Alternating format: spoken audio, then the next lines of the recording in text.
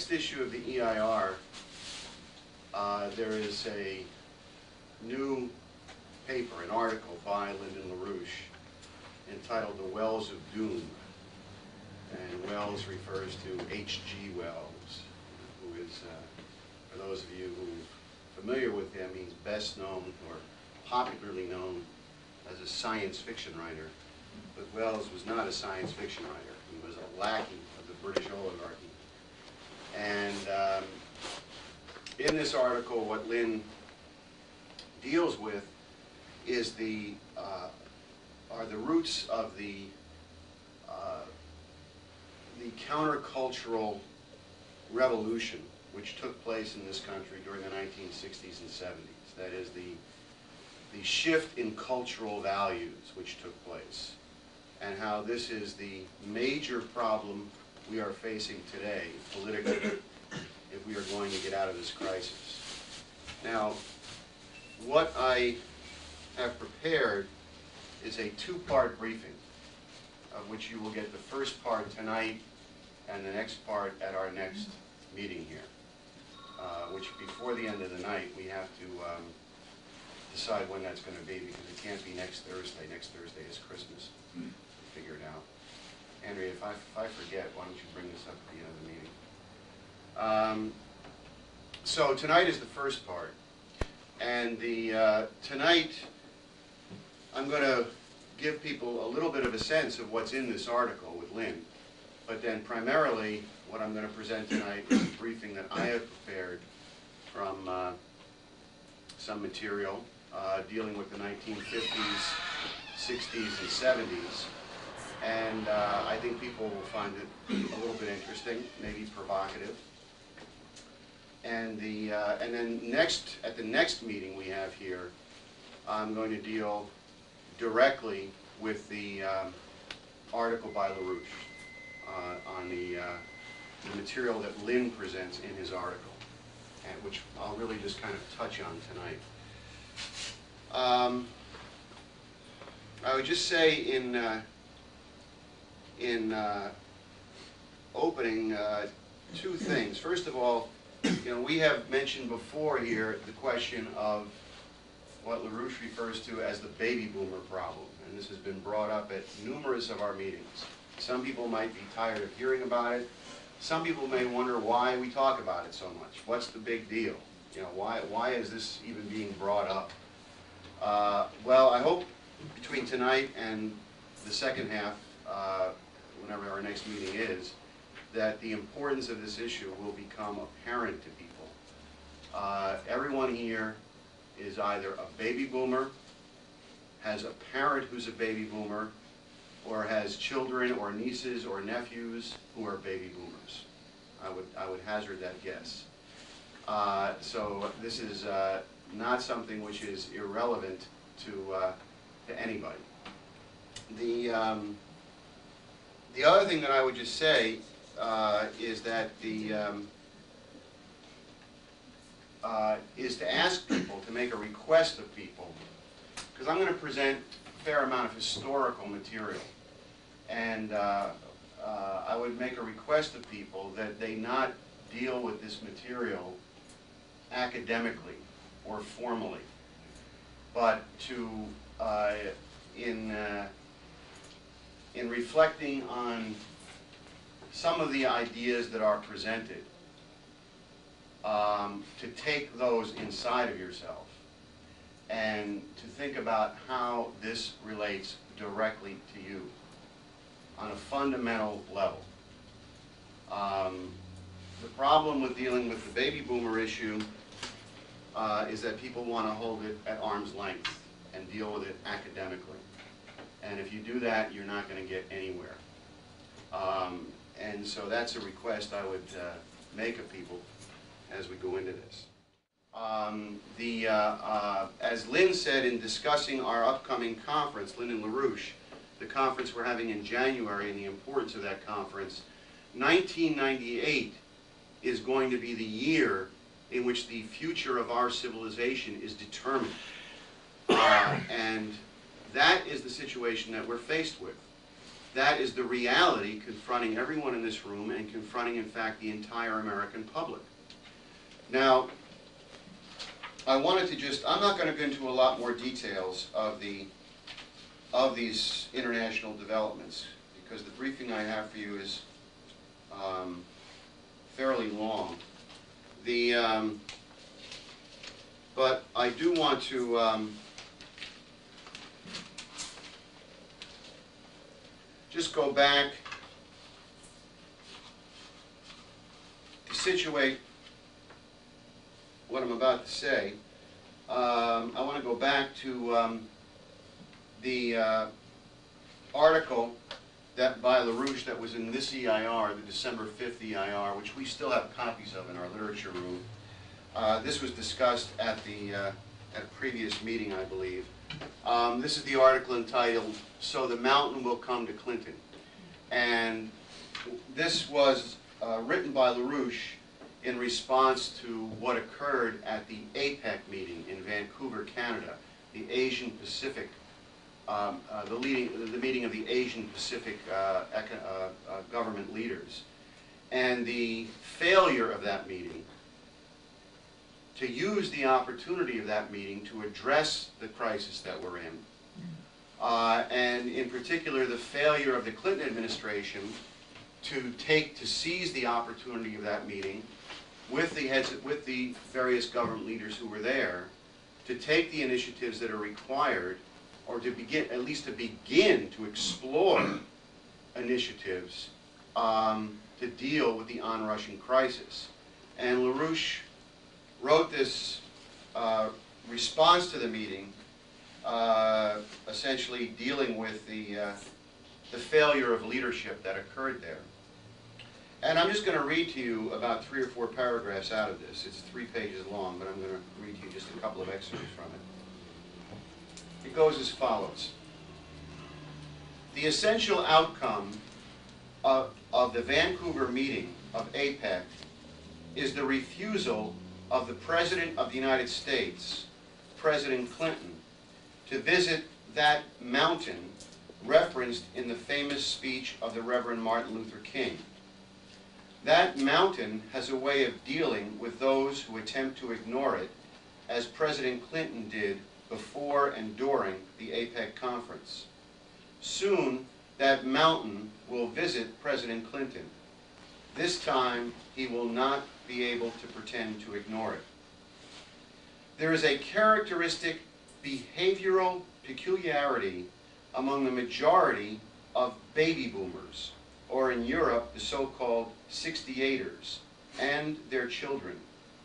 This sort of negation was typical of the existentialist transvaluation of values which dominated the student population of our universities during the passage through the Vietnam years of 1964 to 1972.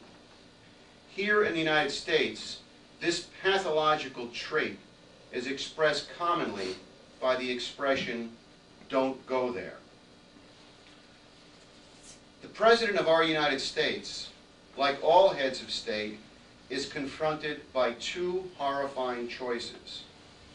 On the one hand, he is confronted by an ongoing, rapidly accelerating process of disintegration of the world's entire financial system. I believe that he now knows that this is the worst crisis this planet has known in all of modern history. There is no way in which this present system can be perpetuated longer than a very short time. It is as doomed as the sinking Titanic. Nothing could save it. On the other hand, the kinds of protectionist, New Bretton Woods, Hamiltonian measures which could prevent the passengers of that Titanic, today's nations and their populations, from going down with the doomed ship, would provoke a murderous rage against the President from the most dangerous killers on this planet, the British monarchy-dominated Club of the Isles, the insider's name for that London-centered international financial oligarchy and its lackeys. The apparent White House reaction to this dilemma? When someone says, let us discuss publicly the worst financial crisis in modern history now hitting us? Their response, don't go there. In respect to all among those contributing causes which make the present international financial crisis systemic as opposed to cyclical, the origin of the present crisis is changes in cultural values which are introduced to a majority among students as the 1964-1972 at the 1964-1972 university campuses. These changes, away from the tradition of fostering investment in scientific and technological progress for increasing both the productive powers of labor and for demographic improvements in households, are the entirety of the distinctive causes for a systemic world crisis at this time. It is the persisting influence of these cultural changes during the recent 30 years which is entirely to blame for the world's present state of misery.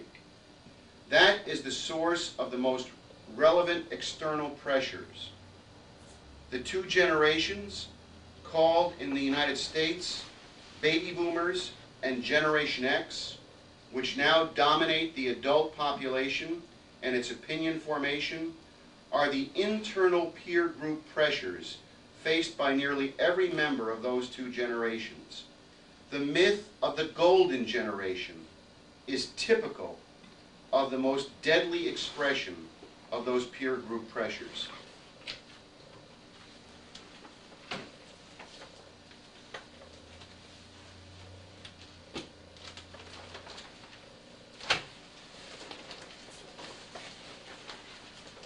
So, with that, I'm going to get into the presentation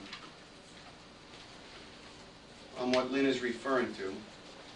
I'm going to begin by reading a couple of other things from him. I know that it's a little bit difficult to follow things that are being read, but I want to make sure that this discussion is situated exactly the way it needs to be situated. Oh, actually, no, I already did read that. So, I'll just get into the discussion, all right, into the presentation. So let's see, this stuff is sliding off here. All right. Well, let me just read one thing again, actually. One little part of this. I emphasized it, but I'll just reread it.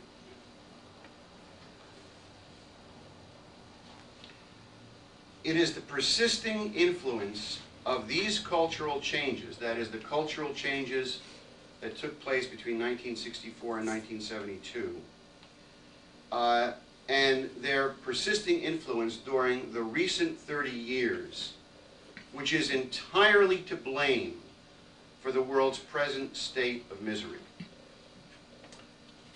Now, there are some people here who may not agree with that. There are some people here who may not quite understand what Lynn is talking about.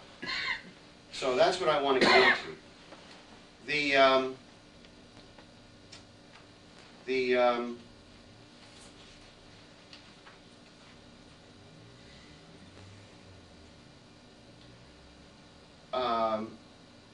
I want to just begin by referencing the situation that existed in 1945 at the end of the war.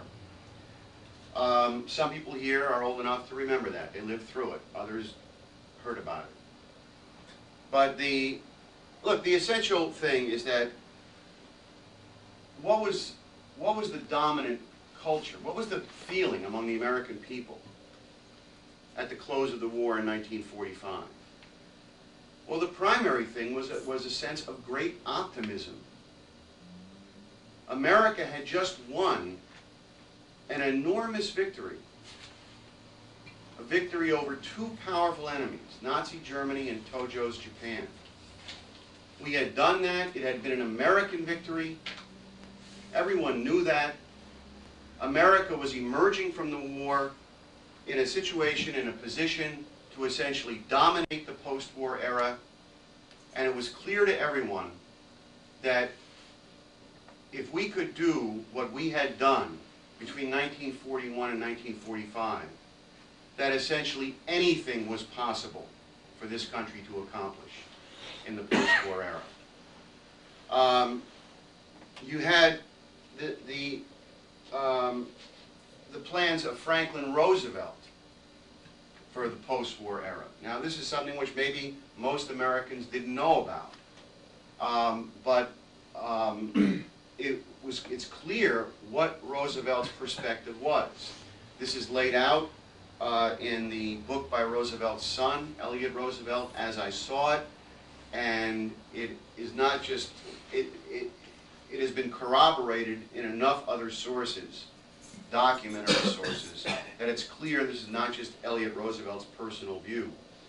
That Roosevelt's plan, and he spelled this out in a number of talks, in a number of meetings with Winston Churchill and elsewhere, Roosevelt's plan for the post-war era was to put an end to colonialism, to abolish the British Empire, the French Empire, the Dutch Empire, the Portuguese Empire, to liberate all of the colonies, not to allow the British and the French to go back in and reoccupy their colonies, to go into these countries and to develop these countries, to work with these countries as partners, to develop them with American technology, with American know-how. And in fact, Elliot Roosevelt reports on one meeting between Franklin Roosevelt and Winston Churchill, where Franklin Roosevelt lays out a map on the table, a map of Africa, and starts showing Churchill on the map where in all of these British colonies, former British colonies, that the United States was going to go in after the war, where they were going to build dams, hydroelectric projects, schools, universities, roads, ports, and basically help these countries enter the modern era, enter the 20th century. That was the potential. That was what was possible. And everybody knew it. I want to actually just read to you the opening stanza from a poem by Friedrich Schiller, a poem some of you might be familiar with called The Artists, which was written at another point of optimism, written at a time in the wake of the American Revolution, which Schiller was a great supporter of, in which Schiller at that time expressed the hope for what he saw as the emergence of a truly modern era where the potentiality of man could be realized. And it goes as follows.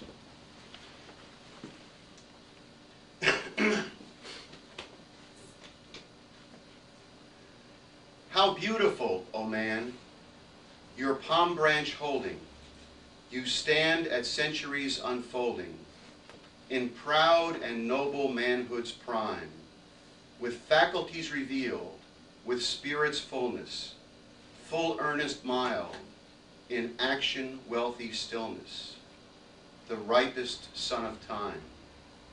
Free through reason, strong through law's measures, through meekness great and rich in treasures, which long your breast to you did not disclose.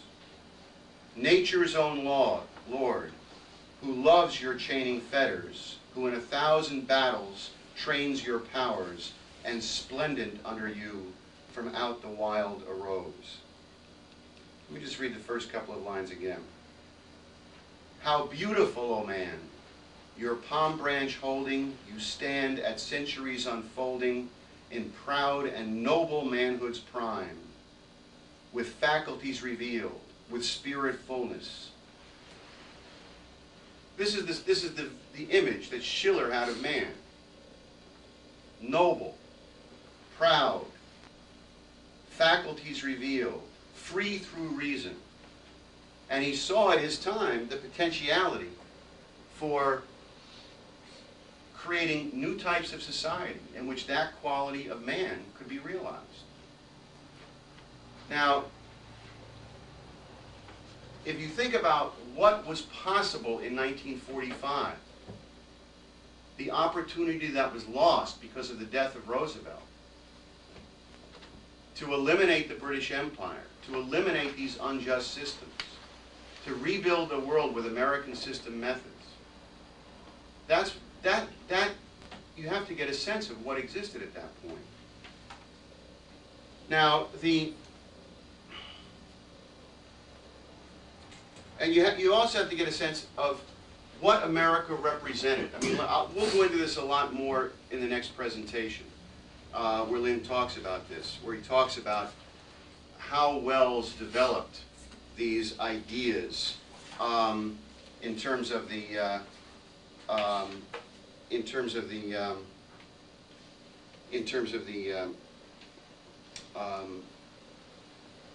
well, I'll actually just go into it a little bit right now. Wells was writing around the turn of the century and into the 1920s and 30s. H.G. Wells was not a science fiction writer. He was a member of the British Round Table, the Coefficients, the Fabian Society, together with Bertrand Russell, Alfred Milner, and others. He was a leading kind of paid agent or lackey of the British oligarchy. These were the geopoliticians. These were the people who developed grand strategy, among other things. And although I'm not going to go into it in depth tonight, beginning in 1901, Wells began to write a series of books. The first of these was called Anticipations. And in these books, what he lays out is a strategy to destroy everything the American Republic stood for. They recognized that the spread of what they considered to be the American virus, the republicanism and the nationalism that America represented, the tradition of Abraham Lincoln that America represented, was beginning to spread around the world. The economic policies of Abraham Lincoln were being imitated in Germany, in Russia, in China, in Japan, and the ideas of the American Republic, all men created equal, the ideas of national economy, scientific and technological progress, that this was a mortal threat to the British Empire and had to be stopped. In his writings, Wells developed a four-part plan for how this could be accomplished. Number one, the development of nuclear weapons, weapons of mass destruction. And he's actually talking about this before World War I. The development of nuclear weapons, weapons so terrible that the world could essentially be held blackmail to them and could be threatened in such a way, could become so fearful that people would accept certain things. And one of the things, the second part of Wells's plan, the first is the development of these weapons of mass destruction, nuclear weapons. The second part is the implementation of world government. That is the abolishment of nation states and the implementation of world government. The third part of his plan was population control and Malthusianism. That is the reduction of population, and combined with that, an end to scientific and technological progress, an end to industrial development. No more transcontinental railroads. No more people like Henry Ford or the Wright brothers or Thomas Edison, the kind of thing that America had become known for. And then the fourth part of his plan, which gets right at the heart of the 1960s, is that under these conditions of nuclear terror, world government, Malthusianism, population reduction, and end to industry and science, to keep the population in its place, to keep people happy, was the abolition of all sexual restraint. Free love and, what Wells called sexual freedom. And that was the plan. And essentially what was done And if you look, well, if you look, for instance, at someone like Lord Rees-Mogg today, who we've discussed Lord Rees-Mogg, and his ideas that in the future, in the information society, what you will have is a society where maybe 5% of the population, maybe 10% of the population will be educated sufficiently to run banks, to run securities firms, to run governments, to run the internet and the information society, and a limited amount of technology you need to keep that going. But the vast majority of the population, 80 to 90%, will have a future of menial labor, semi-skilled or unskilled labor, no opportunities. The idea of America that each generation could progress further than its parents would become a thing of the past. People would be relegated to this kind of, you know, what they used to call the proletariat in the old days. This kind of underclass, right? And if you think about that, think about Rees-Mogg talking about that today as the future in the pages of the London Times in 1997. And you think about what we're seeing in terms of sex, drugs, gambling, and all these other things. Keeping people happy under those conditions, those degraded conditions of no future, keeping people happy through erotic pleasure. Right? This is what Wells lays out beginning in 1901 and through a series of books going into the 1920s and 30s. And this is a direct attack on what the United States had stood for.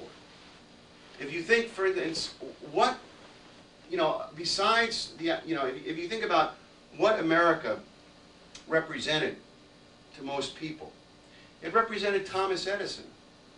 It represented Henry Ford. You know, it represented, you know, the Wright brothers. It represented this tradition of scientific progress going all the way back to Benjamin Franklin and his circles and the experiments in electricity. Right? So this is something unique to the United States in history. This is embedded in our culture. Without this, the United States doesn't exist. This is the United States.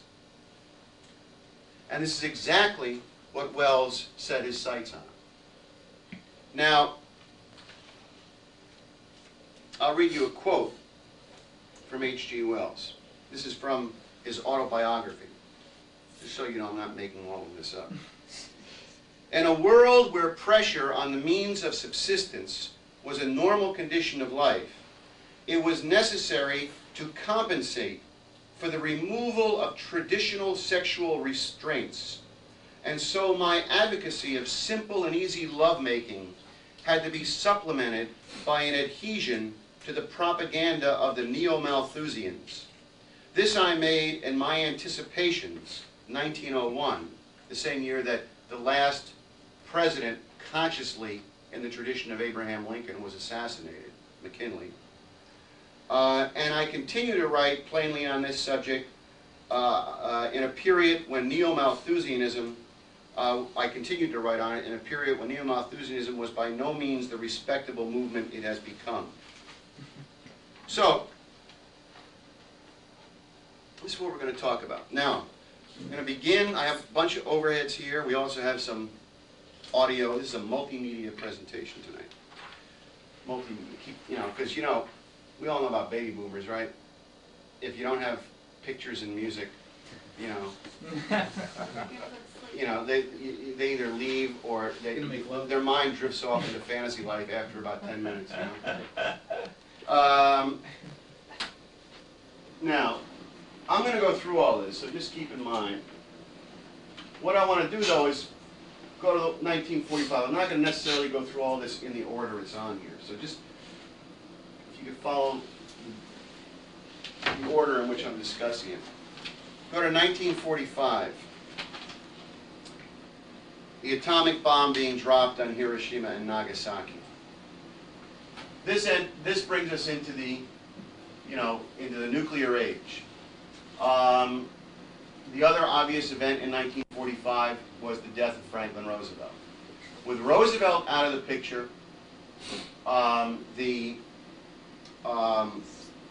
Roosevelt's post-war perspective immediately ceased to exist. Roosevelt's plans for the post-war era no longer functioned. You had a manipulable dupe who then became president, Harry Truman, a horrible president who was manipulated into using the atomic bombs, which people like Bertrand Russell and others were demanding that they be used. This enters in the nuclear age. Now I'm going to get into that a lot more. But let's think about what happened between 1945 and say 1948. Roosevelt dies. The post-war Roosevelt plan is scrapped. Truman, through being manipulated by the British and British allied circles in this country, essentially moves this country with Britain as our, quote, our ally, our special relationship with our cousins, the British, moves us into the era of the Cold War, right? So we move immediately into an era of confrontation on a global scale. We developed nuclear weapons in 1945. The British developed exploded their first nuclear bomb in 1949. This then creates a situation of the Soviet Union in 1949. This creates a situation of thermonuclear terror, which very rapidly escalates in the 1950s. 1946-47, you had a severe economic recession in this country, which did two things. First of all, it combined with the death of Roosevelt and the lack of leadership after the war, this played a major role in destroying the optimism that existed among the returning soldiers in 1945. It also hit at something very sensitive to the returning veterans, which is the fear of a depression. You have to realize that all of the World War II veterans had lived through the Depression. They had seen the economic mobilization during the war. They had come back expecting peace and prosperity. And then confronted with the possibility of another recession or depression, what's the immediate response of most people? I'm never going to, I'll do anything, not have to live through another depression. I will do anything not to have to do that again. Right? And you had, very quickly whatever was on the minds of the returning soldiers in 1945 and what they thought might be possible under U.S. leadership after the war, what very quickly became the case in 1947, 48, 49, and 50 was the obsession with material security. With saying that, most of them came back to young wives, most of them had children right away, and getting material security, financial security for my family and my children, right? This developed in the 1950s. And in the 1950s you had, the pursuit of of financial and material security. You had, people, the flight to the suburbs, the suburban lifestyle, the houses, the cars, the consumer credit, keeping up with the Joneses. You had the development of kind of a gray, monolithic society in which everyone was just kind of working to get ahead. Everyone was just like each other. You had, the development of what became known as the organization man. They actually made a movie about this called The Man in the Gray Flannel Suit. The organization man. In which everyone is is just part of the machine, and in fact they had an expression for it at that time. It was called the Beats, the so-called beatniks, had an expression for it. They called what they were doing. They called it railing against the machine, and that's been revived today. Actually, I was told there's a rock group called Rage Against the Machine. Everything that the so-called rebels today are doing is really a pathetic imitation of what was done in the 1950s. I mean, really a pathetic imitation of it.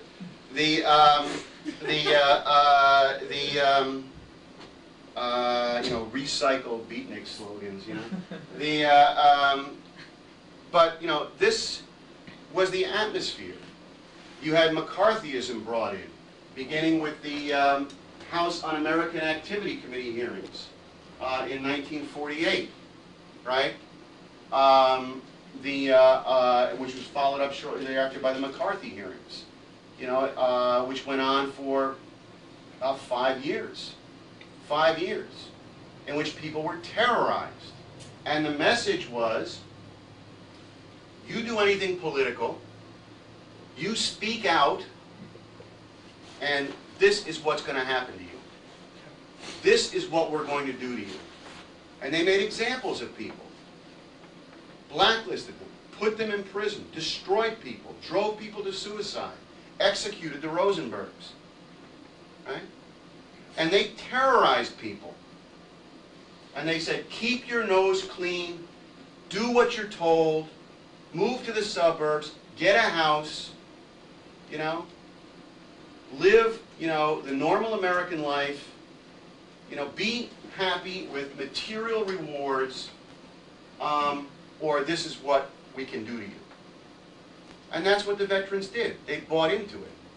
You know, when in discussing the baby boomers, it has to be made clear that the World War II generation is not blameless in this situation by any stretch of the imagination. But that was the environment that existed in the 1950s. Now, a couple of things on the timeline here, because we're just going to go through some of this. I'm going to kind of take you through a walking tour of the 1940s, 50s, and 60s. 1946, two very important events. Mass production of television begins. The one-eyed babysitter for the children of the World War II veterans.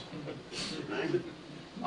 Within a matter of months, millions are being produced. Within a couple of years, tens of millions of Americans have television. Right? The same year, Benjamin Spock publishes his book, Common Sense Book of Child Care, which ushers in the era of permissive child rearing. The first children's show premieres in 1947, Howdy Doody, and runs, in fact, for 13 years, 5 days a week on television. I mentioned the House Un-American Activity Committee hearings. Also in 1948, the first Kinsey report, Alfred Kinsey, Sexual Behavior of the Human Male, is published, ushering in the era of discussing sexuality and sexual liberation. In fact, and one of the major features of this report was the assertion by Kinsey that a substantial percentage of American men were homosexual. This was followed in 1953 by Kinsey's second book, Sexual Behavior of the Human Female. I can't tell if that's focused without my glasses. Not. The Soviet Union detonates its first nuclear bomb in 1949, so both superpowers have nuclear weapons. In 1951, I just stuck this in there. In 1951, there was a movie that came out called The Day the Earth Stood Still. Has anybody here seen that movie? Yeah, a bunch of times. Yeah, that's pretty cool. This was an absolute. I mean, this movie could have been scripted by H.G. Wells himself. I'm not going to go around recommending movies to people. I recommend people first read Lynn's paper on H.G. Wells, and I recommend you see this movie. It comes out right at the time of the development of nuclear weapons by both superpowers. And the theme of the movie is that an alien visits the United States, comes to the Earth, and the alien, I won't go through the plot, but the alien tells, the most famous scene, or the most important scene of the movie, is the last scene, the last 10 minutes of the movie. Because they assemble all the world leaders, all the presidents of the nations and other people, and the alien gives a speech to them. And what he says is, you have to end nuclear research, put an end to this, and you have to submit to world government, and if you don't do this, we will annihilate you. Right? And the movie could have been scripted by H.G. Wells. Most people who saw it probably didn't realize what they were seeing. What you were seeing was propaganda. Propaganda for the cultural paradigm shift. 1953, the first explosion of a hydrogen bomb. Much more powerful than the bombs at Hiroshima and Nagasaki. We'll discuss that a little bit further. Also in 1953, the first legalized tranquilizer is introduced, Thorazine. 1954, the first rock and roll hit, Rock Around the Clock. Bill Haley and the Comets. Scientology is founded in 1954, spinning off things like EST and other organizations, the beginning of these personality development cults. Let me get back on this Doors of Perception, because we're going to be discussing the drug culture quite a bit. 1940, the first thing up here, which I didn't mention yet, Aldous Huxley introduced to hallucinogens by Aleister Crowley, the Satanist. Hallucinogens, you know, are things like LSD, you know, psilocybin, mescaline, things like that. And Huxley, if there's anyone who doesn't know who Aldous Huxley is, he is most famous for writing a book called Brave New World, which was required reading in a lot of schools in the 1960s. You know, the book was essentially put over on the American public as a vision of the nightmare future, the nightmare society which might come about. When in fact, that is not true at all. This was not a vision of a warning against where society was headed. This was a blueprint on the development of such a society. And anyone who doubts that, you know, should look at what Huxley did in the next 20 years, in which every single thing he did makes it clear that this is exactly what he was doing. So he begins experimenting with hallucinogens in the 1940s. In 1954, he writes a book called Doors of Perception, which is about his experiments with hallucinogens. You take a mind-expanding drug and you go through the doors of perception. You become enlightened, right? This book was read by millions of people on college campuses in the 1960s. This became one of, a major bestseller, so to speak, with the counterculture and the development of the counterculture in the 1960s. And the rock group, The Doors, took their name from this book by Huxley. Also, The Lord of the Rings was published in 1954, the fantasy book of much less importance than Doors of Perception, but what's interesting to note about it is that it essentially was a failure as a book until the 1960s, when again it was picked up by the drug culture and people in the drug culture as this kind of fantasy life book. It became very popular in the 1960s.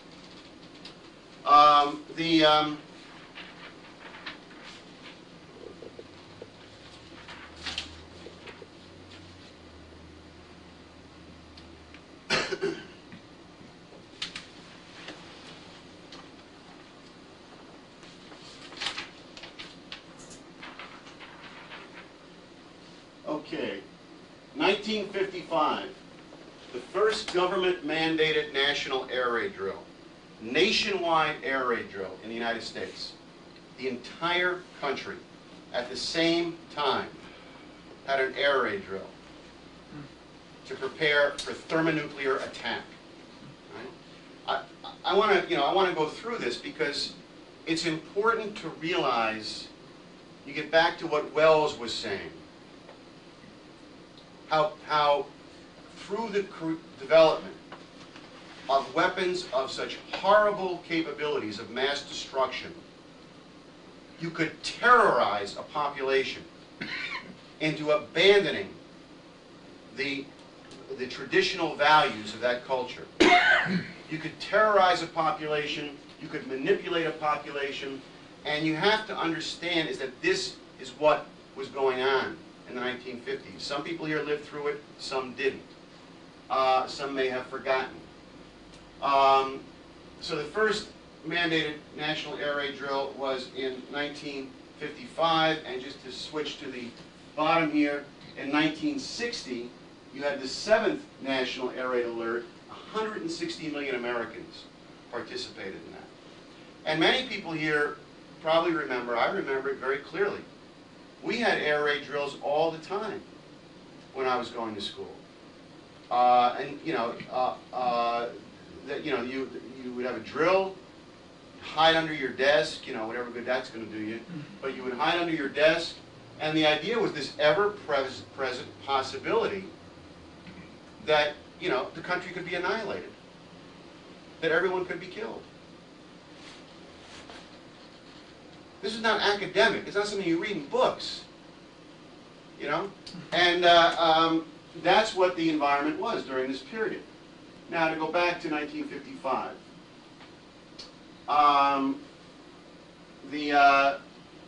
you have Elvis Presley signing with RCA, an unknown rockabilly artist who signed with RCA, thus ensuring him of becoming a superstar, and massive hype is given to create him as the first great rock superstar, right? And by 1957, American Bandstand is on television 5 days a week. American Bandstand was not on once a week. It was on Monday through Friday, right after kids got home from school, right? Bringing rock and roll into the living room of every household in the United States that had teenagers, right? Disneyland opened in 1955. The Mickey Mouse Club went on TV in 1955. Also, 5 days a week. 5 days a week it was on. Tens of millions of people saw it. Catch-22 was published 10 years after the war. What's the message of Catch-22? A truly despicable book. The message of Catch-22 is that World War II was wrong. War is meaningless. We shouldn't have fought it. That's the message of Catch-22. There's no truth in what's going on. You have an absurd situation. You have black comedy, call it comedy. Cynicism is a better word for it, in which the so-called hero of the book is trying to find a personal way out from this horrible situation. There's nothing about what the war was about. The defeat of Hitler. This is left out. It's that the war is absurd and meaningless. Right? A book, obviously, which was, as many people here can attest, was extremely popular with high school and college age youth in the late 50s and all throughout the 60s. Now, what I'm going to talk about a little bit are the beats, or as sometimes they are known, the beatniks. Because this was really everything that developed later, except for the hallucinogenic drugs, everything that developed later in the 60s came out of the beat movement, all of it. And it's important to understand how this was all developed. You had a Cold War, you had a society of organization men, you had a sense of the country drifting, right? And what you had through sponsorship, very high up, for instance, what ensured big splash on the scene for the Beats was when Jack Kerouac, one of the leaders, published his book On the Road. It was given a front-page glowing review in the New York Times Review of Books, thus guaranteeing its success and putting it on the map, so to speak. Now, the Beats first emerged to public. They had been around. Kerouac actually wrote On the Road in 1951. It wasn't published till 1956. And in fact, there was a book published in 53 by William Burroughs called Junkie, really lunatic book, which had also been out, but they were unknown. The first thing that brought the Beat movement into public awareness was a poetry reading in San Francisco in 1955, the so-called Six Gallery reading. This included many of the leaders of the Beats, Allen Ginsberg, Jack Kerouac, Michael McClure, Gary Snyder. Many of these people were there. And this poetry reading got a lot of publicity. And within a matter of months, you had magazines like Life and Newsweek and Time talking about the new Beat movement and the new literary poetry movement coming out of San Francisco and Greenwich Village, right? This Six Gallery reading is where Allen Ginsberg read his first famous poem, Howl, right? Which is, I don't know if anyone here has ever read the entirety of Howl. I've read it. I do not recommend it. It is like taking a trip through Dante's Inferno without having Virgil along to show you the way out. Right? It is a really disgusting piece of trash.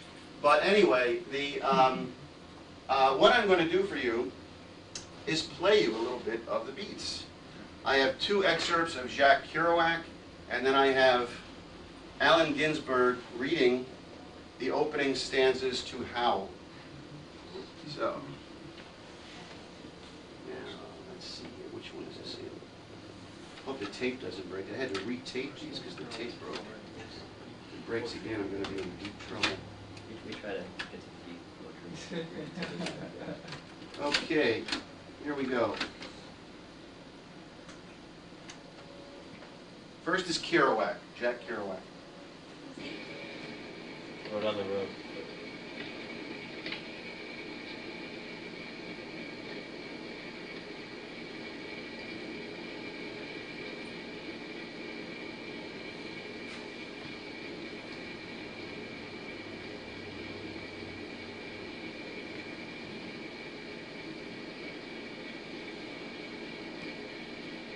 It was a fantastic drowse and drum hum of lum afternoon, nothing to do. Old Frisco with end of land sadness. Turn it down a little bit, it's kind of fuzzy. There, you just have to Up on the stand, Bert Parker with solemn eyes, who'd been busted fairly recently and had now returned to a kind of half-dead city, but had just discovered or been told about the Red Drum, the open door. The great new generation gang wailing and gathering there, so here he was on the stand examining them with his eyes as he blew his now settled down into regulated design quasi notes. That's Kerouac, and the next is Allen Ginsberg. I saw the best minds of my generation destroyed by madness, starving, hysterical, naked, dragging themselves through the Negro streets at dawn, looking for an angry fix.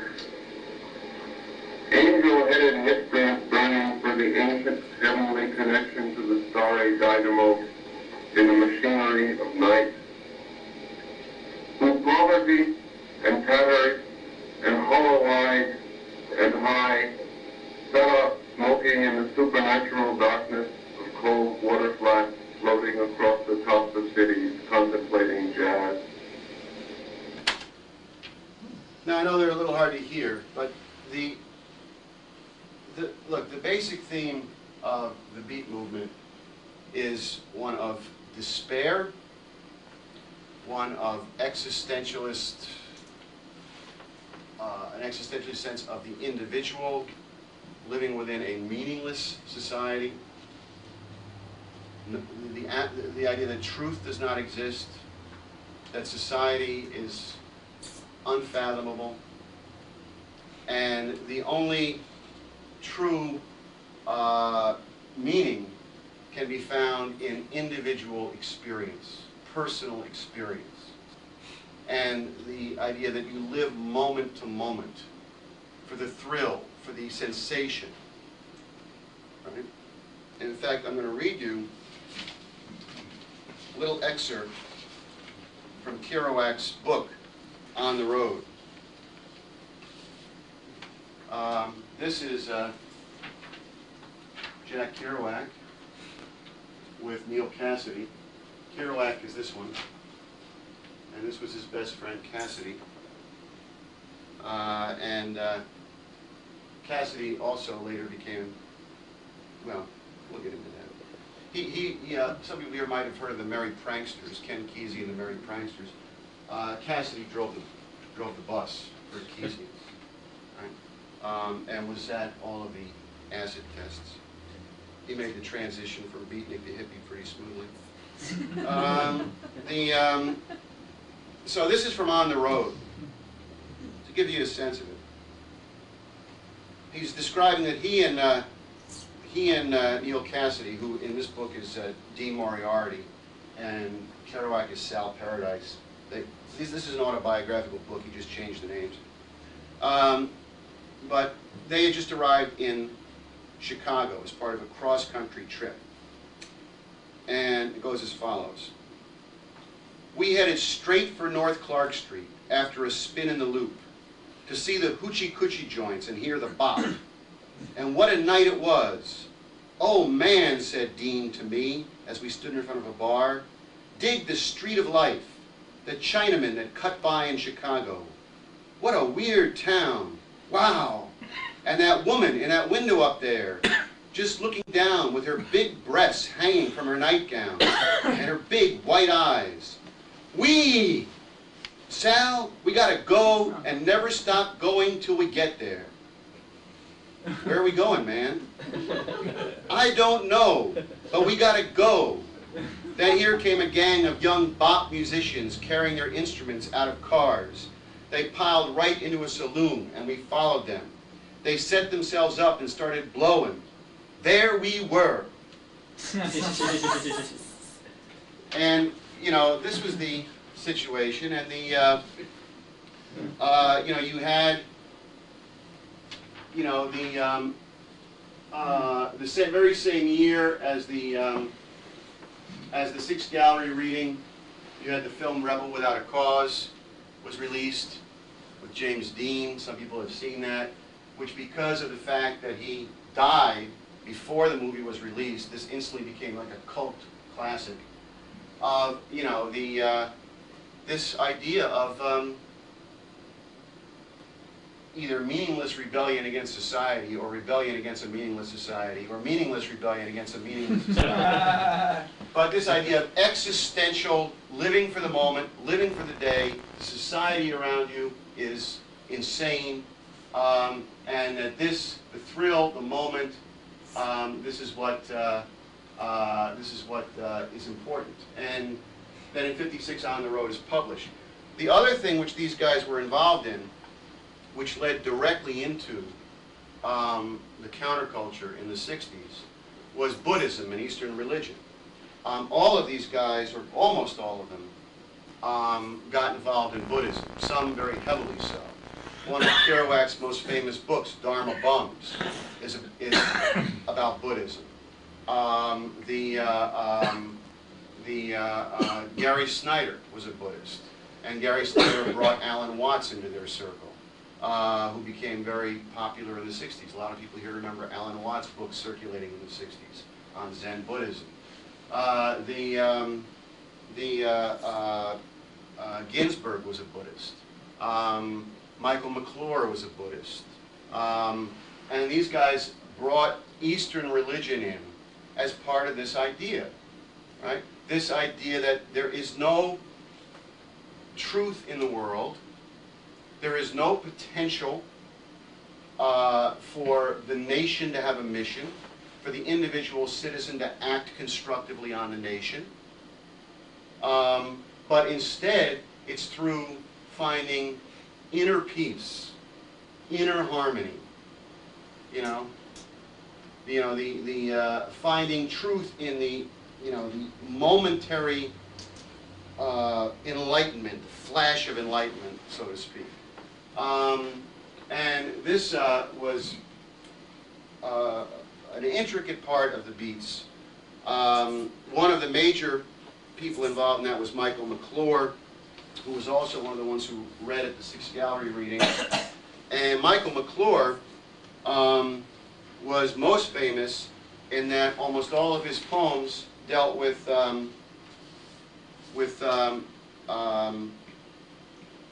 animals and nature, right?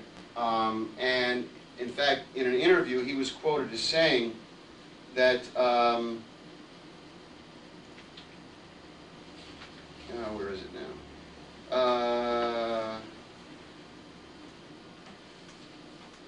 Oh yeah, he was quoted as saying, when a man does not admit that he is an animal, he is less than an animal. Not more, but less. This is man. And believe it or not, at the poetry reading in 1955, McClure read a poem called For the Death of 100 Whales. Right? So it doesn't go back very, this goes back quite a ways. McClure later actually wrote the lyrics for a song which was set to music entitled, "Oh Lord, won't you buy me a Mercedes-Benz?" by Janis Joplin. That was written by Michael McClure, who was one of the key inner circle of the Beat movement. McClure was one of the key people, with Kerouac and Ginsberg and Corso and the rest of these guys, Burroughs.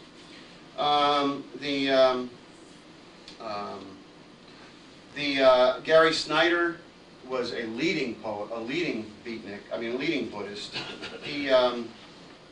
His poems were very popular in the 60s. I know a lot of people who read Gary Snyder's poems in the 60s. I used to own a couple of books of Gary Snyder's poems. He wrote Turtle Island. Is that the Gary Snyder? Yeah, that's him. That's the guy. He's still around today. He's still around today. And in fact, I'm going to read you a poem by Gary Snyder. It's called Rip Rap. Lay down these words before your mind like rocks, placed solid by hands in choice of place, set before the body of the mind in space and time. Solidity of bark, leaf or wall, rip-rap of things. Cobble of Milky Way, straying planets, these poems. People, lost ponies with dragging saddles, and rocky surefoot trails. The world's like an endless four-dimensional game of Go. Ants and pebbles in the thin loam. Each rock a word, a creek-washed stone, granite, ingrained with torment of fire and weight, crystal and sediment, linked hot, all change in thoughts as well as things. So that's an example of what these guys were into. But it's important to go through this because the Beat movement never became a popular movement. It was never a mass movement. But it was the testing ground for what came later. It was based on existential despair, rage against the system, the idea of the corruptness of America, the idea that the only meaning to life was personal fulfillment, whether through thrills or inner enlightenment, almost all of the Beats played, with a few exceptions, but almost all of them played a significant, if not leading role in the creation of the counterculture in the 60s. Kerouac was the exception, but almost all the rest of them did.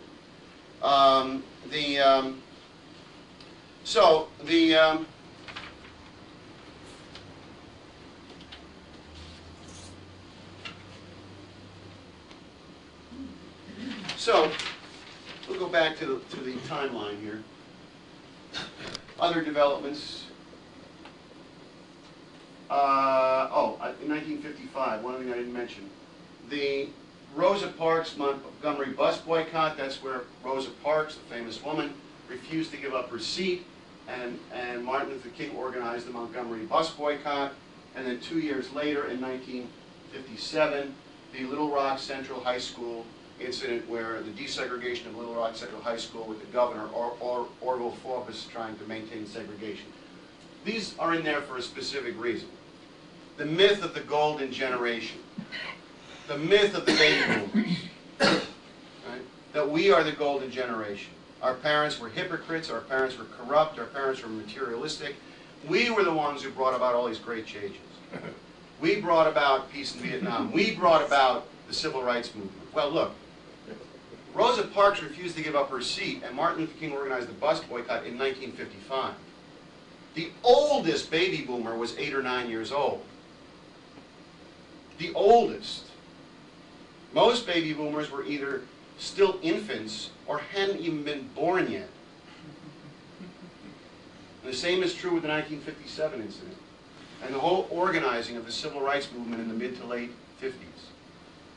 The baby boomer generation had nothing, I'll repeat that, nothing to do with the civil rights movement. Nothing. And anyone who thinks otherwise is wrong.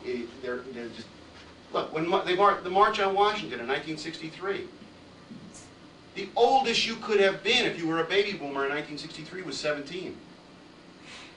Now, maybe there were a couple of 17-year-olds and 16-year-olds in the March on Washington, but it couldn't have made up more than, 1/10 of 1% of the people there.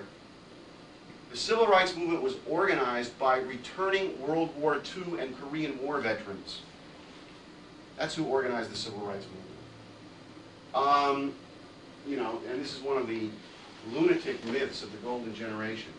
So, now we start to move into the actual creation of the counterculture. 1958, Alan Watts takes LSD with Aldous Huxley. We've met Huxley before. Alan Watts was a leading Zen Buddhist. He actually wrote a book once called Beat Zen, Straight Zen, and Real Zen. But Watts' books were massively read on college campuses in the 60s. 59, Ginsberg takes LSD, well, Ken Kesey first. Ken Kesey, who became the leader of the Merry Pranksters, takes his first LSD trip at Menlo Park Veterans Hospital. This is part of MK Ultra, drugs supplied by the CIA. Gregory Bateson was the guy who gave him the LSD. Bateson was the husband or former husband of Margaret Mead, who ran this project. He later was appointed to the Board of Regents by Jerry Brown in California. In the same year, Ginsberg is given LSD by Bateson. You have the founding of the San Francisco Mime Troupe. This is wrong. Oh, no, that is right. You have the founding of the San Francisco Mime Troupe, which played a major role in Haight-Ashbury and the Summer of Love. Lady Chatterley's Lover is published, which essentially is declared not obscene by the U.S. Supreme Court. This essentially legalizes pornography in the United States, right? In the United States. Think about Wells, right? The erotic paradise, the sexual paradise. You get people to give up their national sovereignty. You get people to give up their commitment to scientific and technological progress through eros, through sex and erotic pleasure, right? Ladies Chatterley Lover, pornography becomes legal.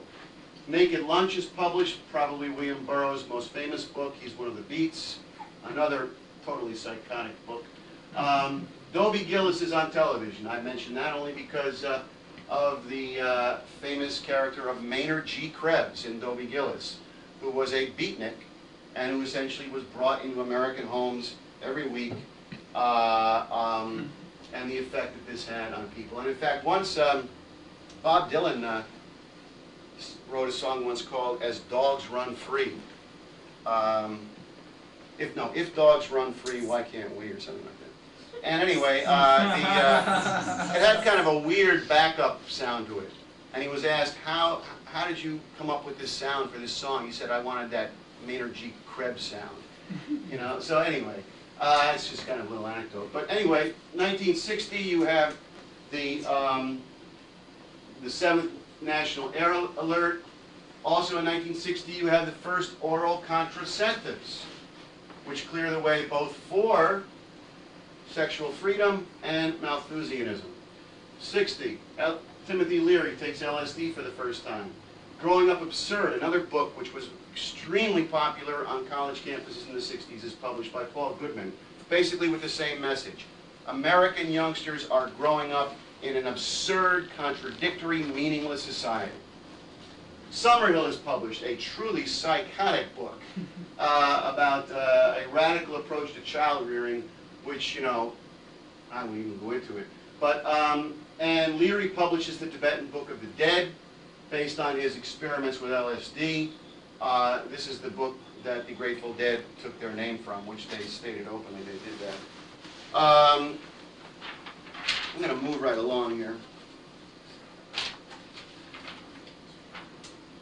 1961, Timothy Leary begins his LSD experiments in Harvard.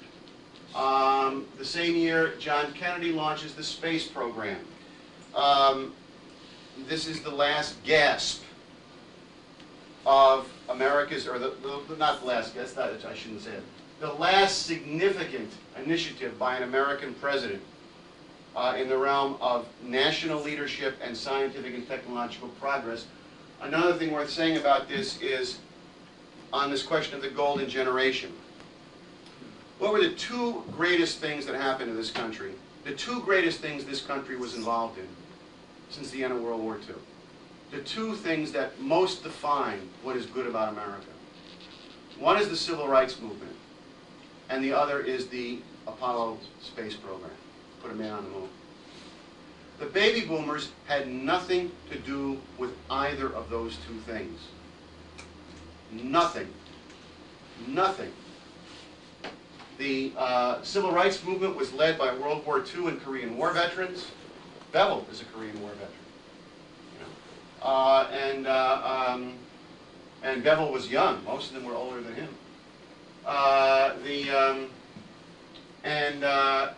You know, the space program was launched by John F. Kennedy, the first president, who was a World War II veteran. So in '62, you have a breaking point. The Cuban Missile Crisis. This is, you know, this is absolutely a key defining moment. If you think about this combined with the Kennedy assassination the next year, this is the turning point of America, 62 and 63. If you think about the Wells scenario, which he spells out as early as 1901, and using nuclear weapons and weapons of mass destruction to terrorize people into giving up their freedoms and abandoning their traditional culture, their commitment to science, technology, and those type of things. It's one thing to say that during the 1950s, with the air raid drills, with the hydrogen bombs, that people lived day to day with, you know, with the possibility in their mind that there could be a nuclear war. But in 1962, something else happened during the period of the Cuban Missile Crisis.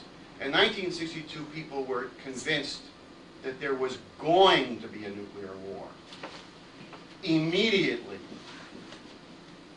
tens of millions of Americans, and most American teenagers, were not sure whether they were going to live out the week. Now you have to, this is not academic. When those Russian ships were approaching Cuba, and we sent our boats to intercept them, most people in this country expected nuclear warheads to be going off.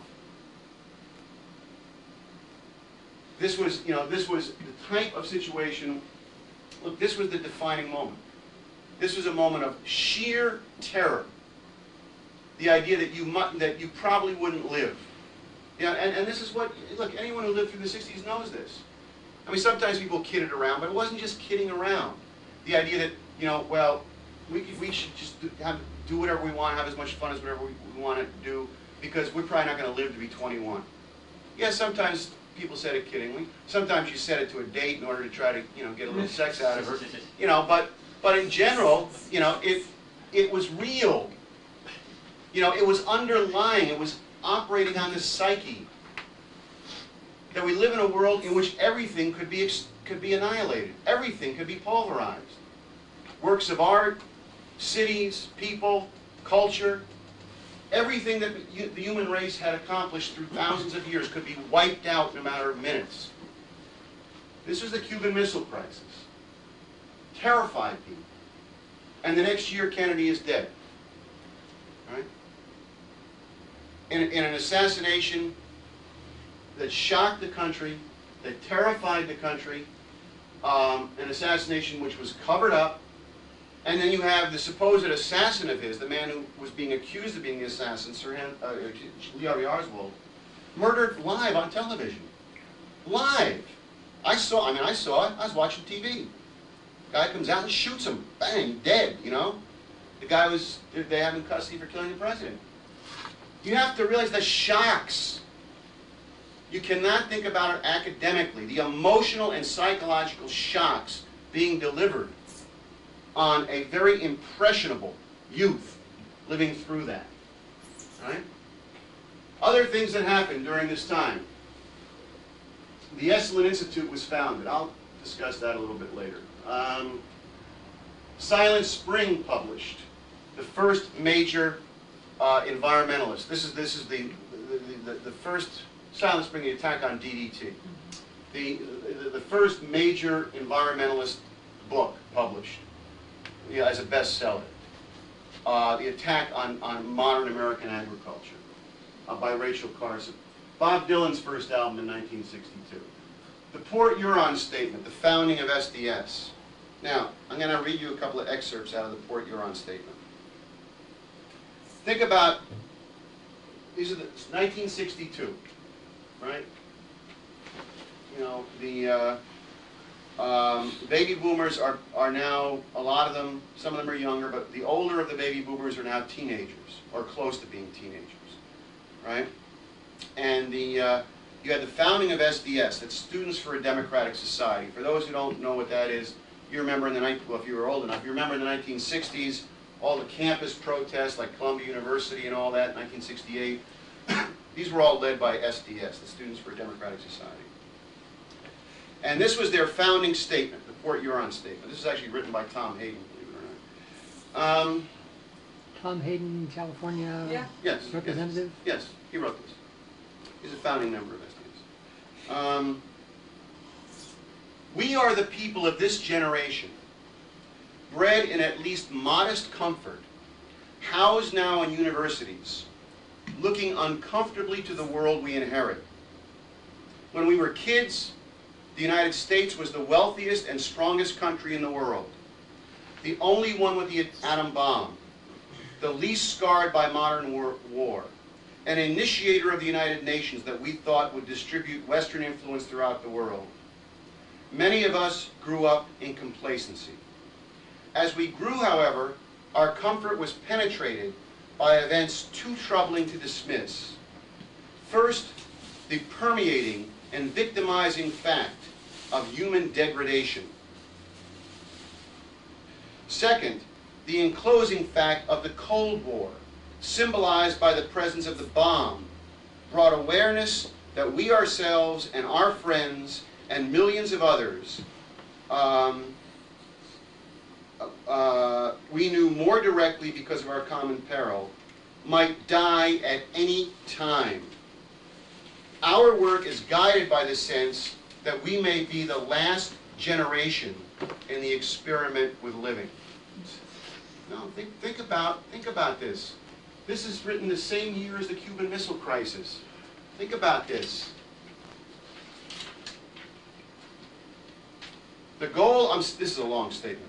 The goal of man and society should be human independence a concern not with image of popularity, but with finding a meaning in life that is personally authentic, a quality of mind not compulsively driven by a sense of powerlessness, nor one which unthinkingly adopts status values. Loneliness, estrangement, isolation describe the vast distance between man and man today.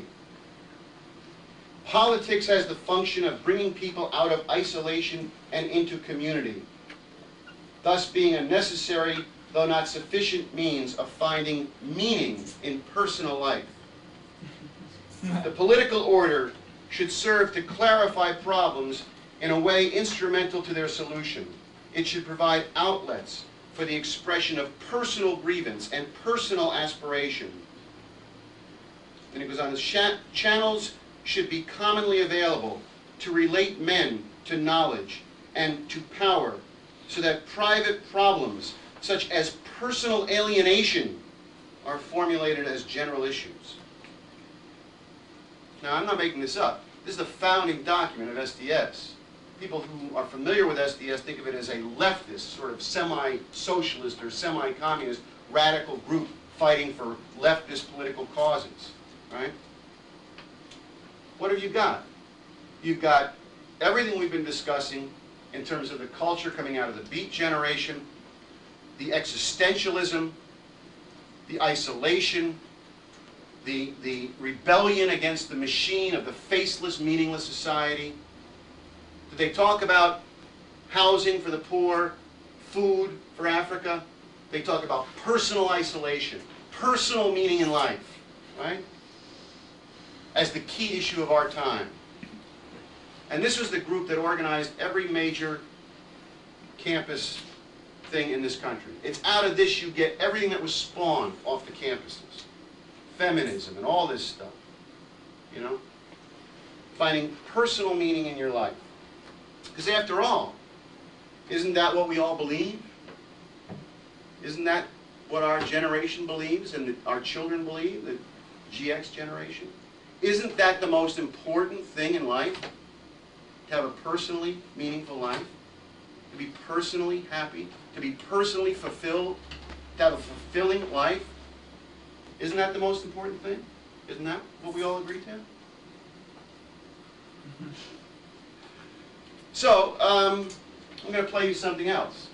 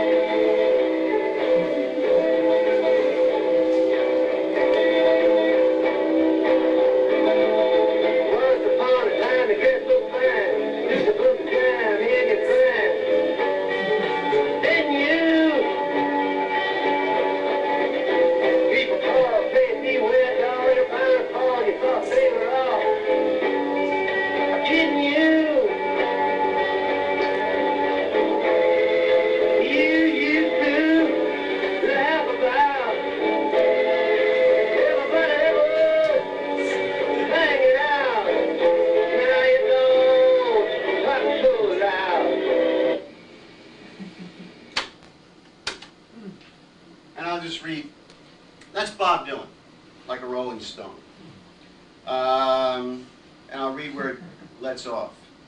What's he saying? Now you don't, it doesn't matter. Now you don't, you get, it's all summed up in the final few lines.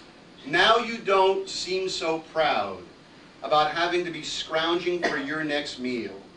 How does it feel to be without a home, like a complete unknown, like a rolling stone?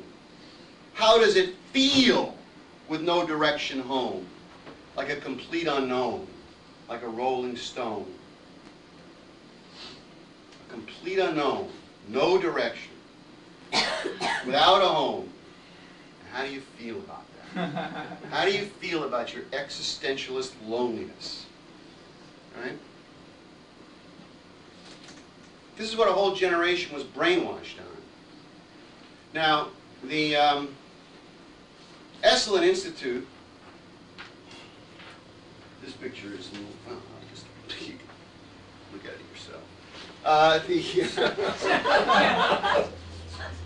I'm not even going to explain to you what's going on there. The Esalen Institute was founded in 1962 in Big Sur, right here in California. The founders included Gregory Bateson, Aldous Huxley, Allen Ginsberg, Alan Watts, Michael McClure, and this was set up basically to explore new types of group therapy, consciousness-raising sessions, you know, various sorts of T-group therapy groups, communal therapy, absolutely insane things like Rolfing and primal scream therapy, you know, in which the idea is to return to the state of an infant. Return you return to the state of being a complete infant, of just feelings. You get rid of your mind. You get rid of your, you know, sense of reason, and you return to a state of primitive feelings. This was the first. And from 1962 on, this stuff spread all over the country. Today, it is embedded in our culture. Write a letter to Ann Landers, what does she say? See a therapist, right? Something happens, somebody gets killed, something happens in school, what do? Send all the kids to see a therapist, right? This is embedded in our culture. One of the major ways this started was with the feminist consciousness-raising groups, right? And then to other things. You know, today you have the Promise Keepers, which which are run on the basis of, essentially it's a male sex cult, a homoerotic cult, in which the identity of the male is located in his sex organs, and which is quite strange for a Christian group.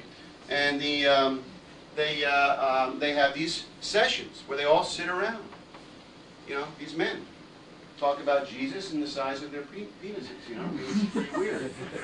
This literally goes on, by the way. So, the 63, the Kennedy assassination, and then Dr. Strangelove. Dr. Strangelove coming out less than a year, or about a year after the Cuban Missile Crisis. Anyone who's seen Dr. Strangelove, it's a movie about the end of the world, about nuclear Armageddon, told as a black comedy. You know, again, I mean, black comedy was something which really took hold in the 60s. So-called black comedy. People like Lenny Bruce and this kind of stuff started in the 50s. You know. What's the whole thing of black comedy? Cynicism. Life is meaningless. There is no truth. There is no such thing as truth. Right? And that's what this movie is about. It's a comedy about the end of the world, nuclear Armageddon. Right? Very popular film in 1963. 64, The Triple Revolution is published. This was what did I do with my notes here? The Triple Revolution was published by the Fund for the Republic, headed up by Robert Hutchins, through money supplied by the Ford Foundation. It included a lot of so-called leftists, people like Michael Harrington, Gunnar Myrdal, and others. And what they proposed, this is a seminal document, which was followed the next year by the Rappaport Report, published by the Tavistock Institute of London. What the Triple Revolution proposed is that, what they said is that we are now moving out of the era of industrial and scientific progress, moving into an era of services, of post-industrial society, and that all policy should be based on this. This was a very influential document at the highest level of policy making. It was followed the next year by the Rappaport Report, published by the Tavistock Institute in London. And this was a report about American culture.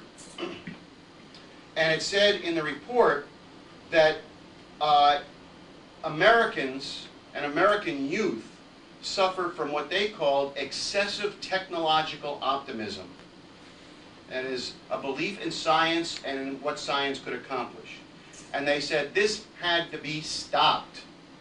And one of the things they proposed in this report, in the Rappaport report, was the immediate scaling down and eventual shutting down of the U.S. space program.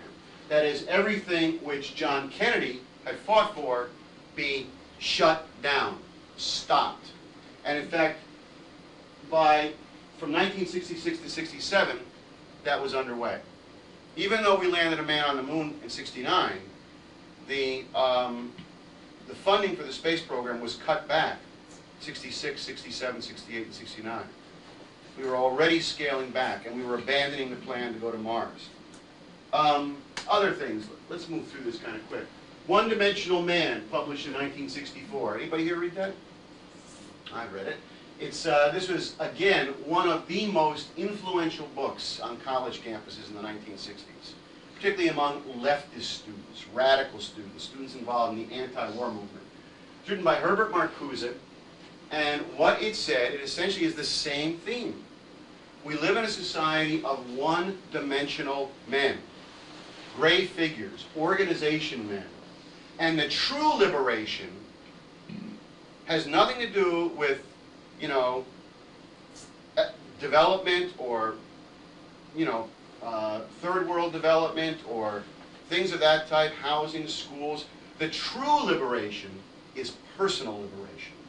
To liberate yourself from being a one-dimensional man.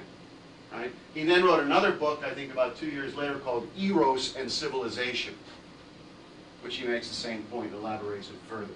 This book was very widely read on college campuses. The Merry Pranksters were founded in 1964. And in fact,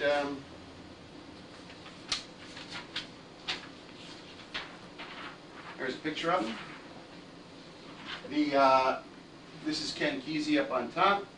This is their bus Further, which they took on cross-country trips across the United States, but in particular it was used during 65 and 66 to go up and down California with the acid tests, the LSD distribution.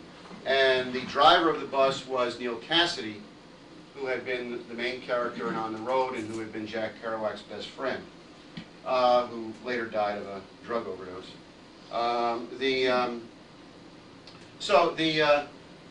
The Merry Pranksters are founded in 64, and also in 64 you have the Beatles on the Ed Sullivan Show, the manufactured hysteria of Beatlemania. The Beatles, by the way, took their name from the Beat movement. This is not how you spell Beatles, like a bug. Bugs are spelled B-E-E-T. The Beatles took their name from the Beat movement, and 75 million Americans watched them on Ed Sullivan, setting off the whole British invasion and that whole thing. In 1964, the first baby boomers begin to enter college, the oldest ones. You ever wonder why Lynn talks about 64 to 72? Because this is the year that the first baby boomers begin to enter college. 65, the acid tests begin in California.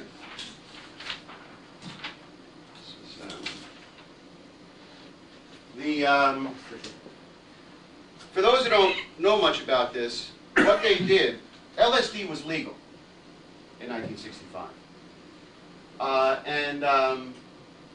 What they did was Kesey and the Merry Pranksters drove up and down the length of California, holding what they called acid tests, where they would rent a garage or a hall or an auditorium or a gymnasium, and they would get hundreds or even thousands of teenagers to come, and in order to get in the door you had to take LSD. That was the acid test. And in fact they did put it in the Kool-Aid a lot of the time. It's not just a myth. And over a period of like 12 to 18 months, they literally turned on, so to speak, or drugged tens of thousands of California teenagers with LSD. This is how the drug culture started, the mass drug culture. This is how you went from the beat movement, which was never more, even though it had influence in a certain kinds of cultural ways, it was never a mass movement. Most, teenagers in the 1950s thought the Beats were crazy, if they knew about them at all. But this was the mass recruitment to the counterculture with the acid test. The most famous of these was the Trips Festival in San Francisco in January of 1966. This lasted 3 days. 3 days, and it was held at the Longshoremen's Hall down in North Beach. You know the one down there by Fisherman's Wharf? You ever been down there? Longshoremen's Hall, the big parking lot? That's where it was held. 3 days.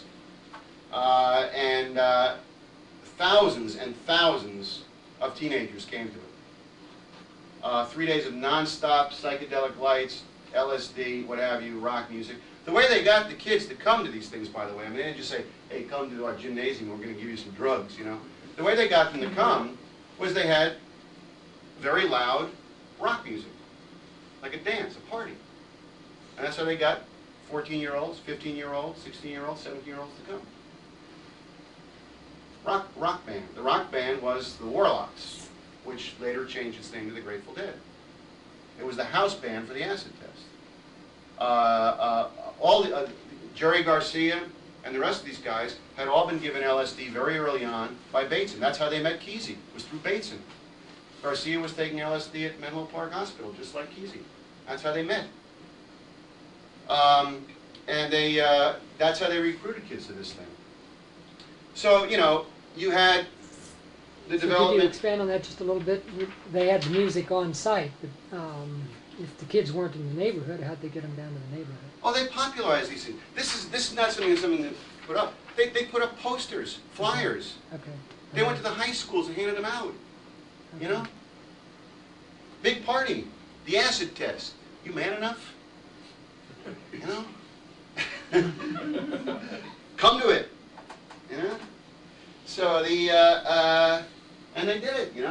So you had the acid test begin in 1965. The Rappaport report is released saying shut down science, shut down the space program. Ralph Nader publishes Unsafe at Any Speed, the first which unleashes the consumer movement in this country, the purpose of which is to redefine the psyche of the American person as a consumer as opposed to a producer. Think about Edison. Think about Henry Ford. Think about the Wright brothers. Think about the fact that 50 years ago or 40 years ago, most American men could fix their own car, right? That you were a producer. Most American men worked in factories or on mines or on railroads or in ports or were longshoremen. They were involved in a process of production of goods. And what was unleashed with Nader was redefining that psyche. You were no longer a producer. America wasn't going to produce anything anymore. It's all laid out in the Triple Revolution and the Rappaport report. You were now merely a consumer.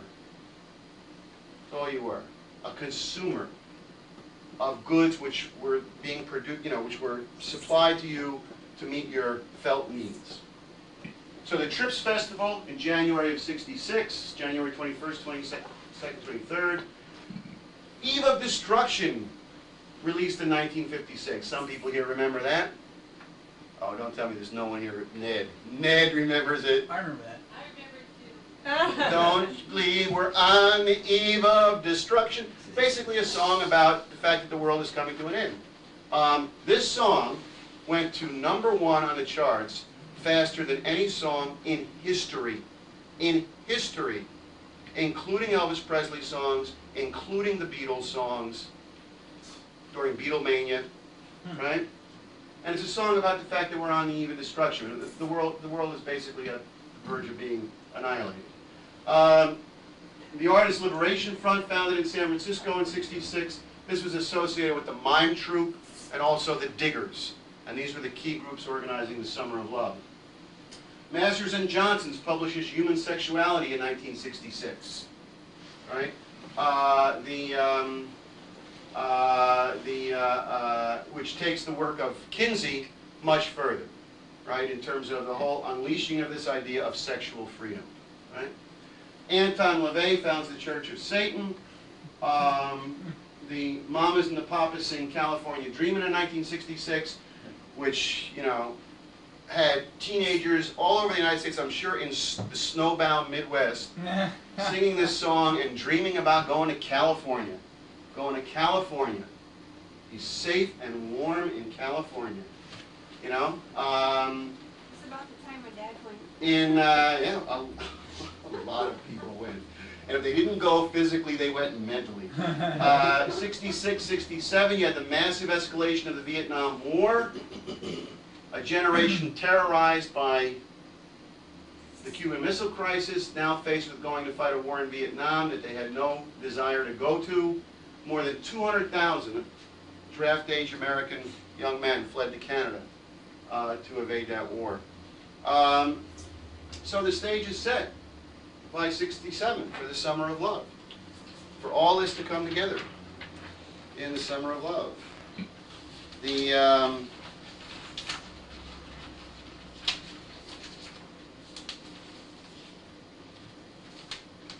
oh yeah, I'll do something. Why not?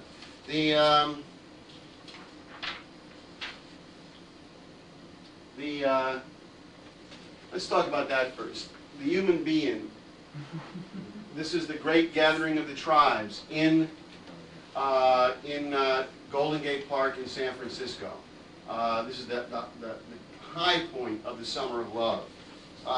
This is a picture here of Allen Ginsberg, of Howl fame, now transformed into a hippie poet, with Timothy Leary on the stage of the human being.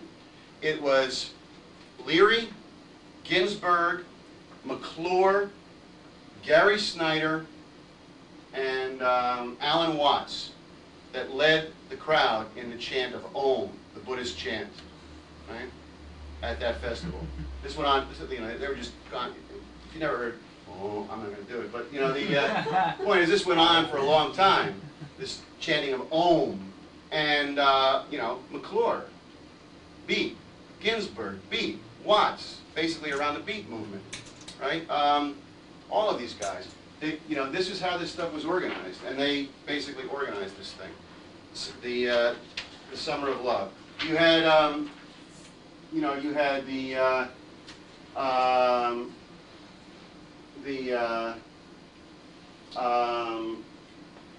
know, the various groups I mentioned, the Mime Troupe, the Artist Liberation Front, the Diggers. You ever heard the expression, do your own thing? Do your own thing. That was coined by one of the leaders of the Diggers in San Francisco. Or the expression, today is the first day of the rest of your life. That was coined by the Diggers in 1967, right? This whole thing, this is where this stuff was organized. You know, you had, and out of this, you know, you had the whole counterculture unleashed. You know, you had, you know, the Scott McKenzie song, if you're going to San Francisco, be sure to wear flowers in your hair. You know, I mean, you look at what was on the charts. This is actually wrong. California Dreaming shouldn't be there. But if you look at the charts, what was on the charts in '67, if you're going to San Francisco, be sure to wear flowers in your hair. I'm picking up good vibrations. Don't you want somebody to love, which is from the Jefferson Airplane Surrealistic Pillow album, which also contains the song White Rabbit, which is about taking LSD. All You Need Is Love by the Beatles, Sgt. Pepper's Lonely Hearts Club Band by the Beatles.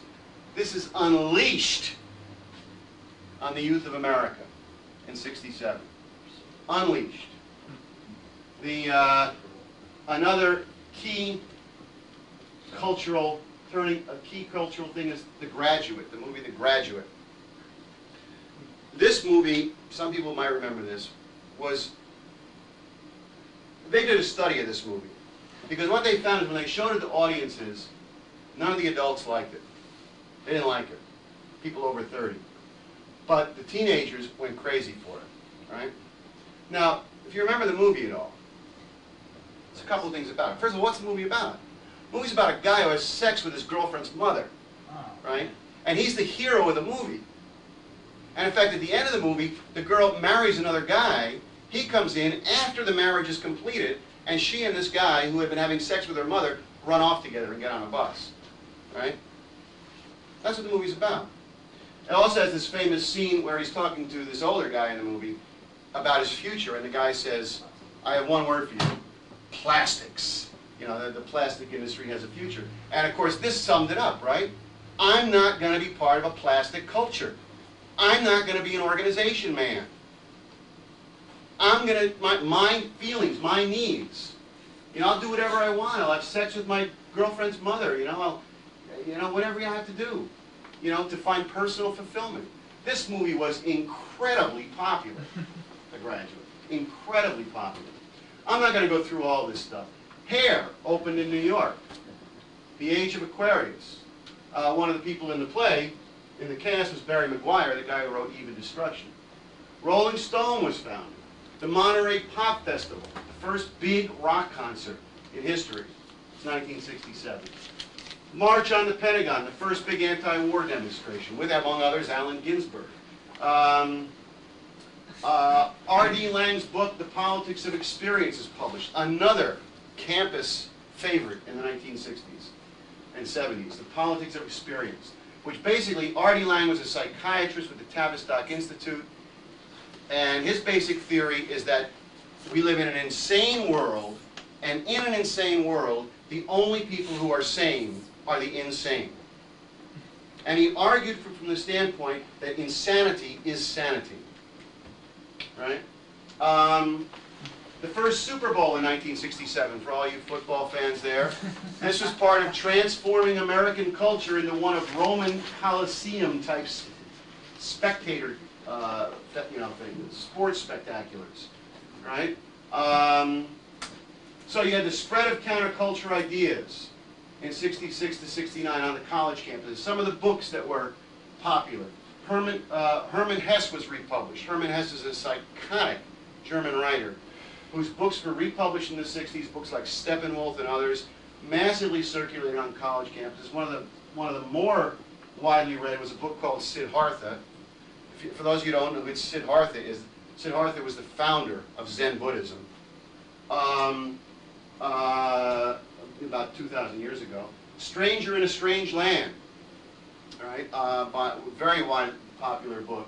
And in fact, Frank Zappa and the Mothers of Invention wrote a song based on that book. William Reich is revived. Reich was a former follower of Freud, he's a psychiatrist, who developed theories of sexual freedom. And he developed this whole theory of the orgone, which is not worth going into. But his books were revived and widely read. Sexual freedom. Now, look, I'm running through this stuff real quick. Think about this in terms of H.G. Wells. You terrorize people. You terrorize a youth generation. The arms race, the Cold War, the Cuban Missile Crisis, the assassination of John Kennedy, the Vietnam War. You terrorize a population. You get them to abandon their commitment to the American Republican ideas, commitment to truth. Truth no longer exists. You get them to abandon their commitment to science and technology. You introduce a zero-growth Malthusian culture.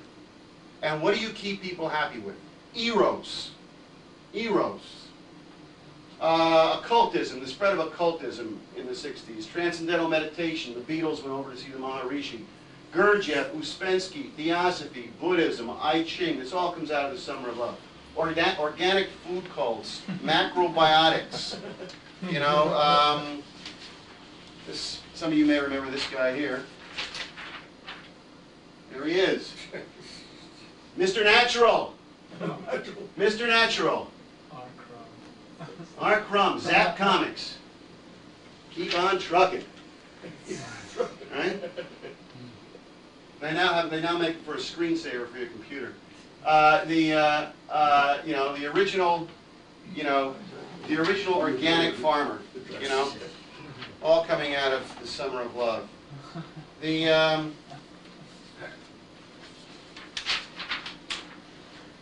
So you have this stuff. 68. Leary publishes the Politics of Ecstasy. Paul Ehrlich publishes The Population Bomb. The world is overpopulated. There's too many people. Malthusianism. The Beatles release Yellow Submarine. The film I Am Curious Yellow is declared not obscene by the Supreme Court. This legalizes pornographic movies. Up until 1968, pornographic movies were illegal in this country. This legalizes pornographic movies. You have the unrest on the universities led by SDS, the Chicago Democratic Convention. People remember that in '68, with the cops and Mayor Richard Daley and all the people who were there, Tom Hayden and all these guys. Ginsburg was there, by the way, and a bunch of these people were there. And then you have the assassination of Martin Luther King and Bobby Kennedy. This puts the nails in the civil rights movement. The African American population in this country has never recovered from this. Kennedy is murdered on top of his brother being murdered. A insane world. The message is driven home and over and over and over again. 69, Woodstock and Earth Day. Woodstock goes without saying. Earth Day, the founding of the first mass environmentalist march. Right? 70, Sexual Politics is released by Kate Millett, the first major feminist track. A woman, our bodies, ourselves. Hands off my body, right?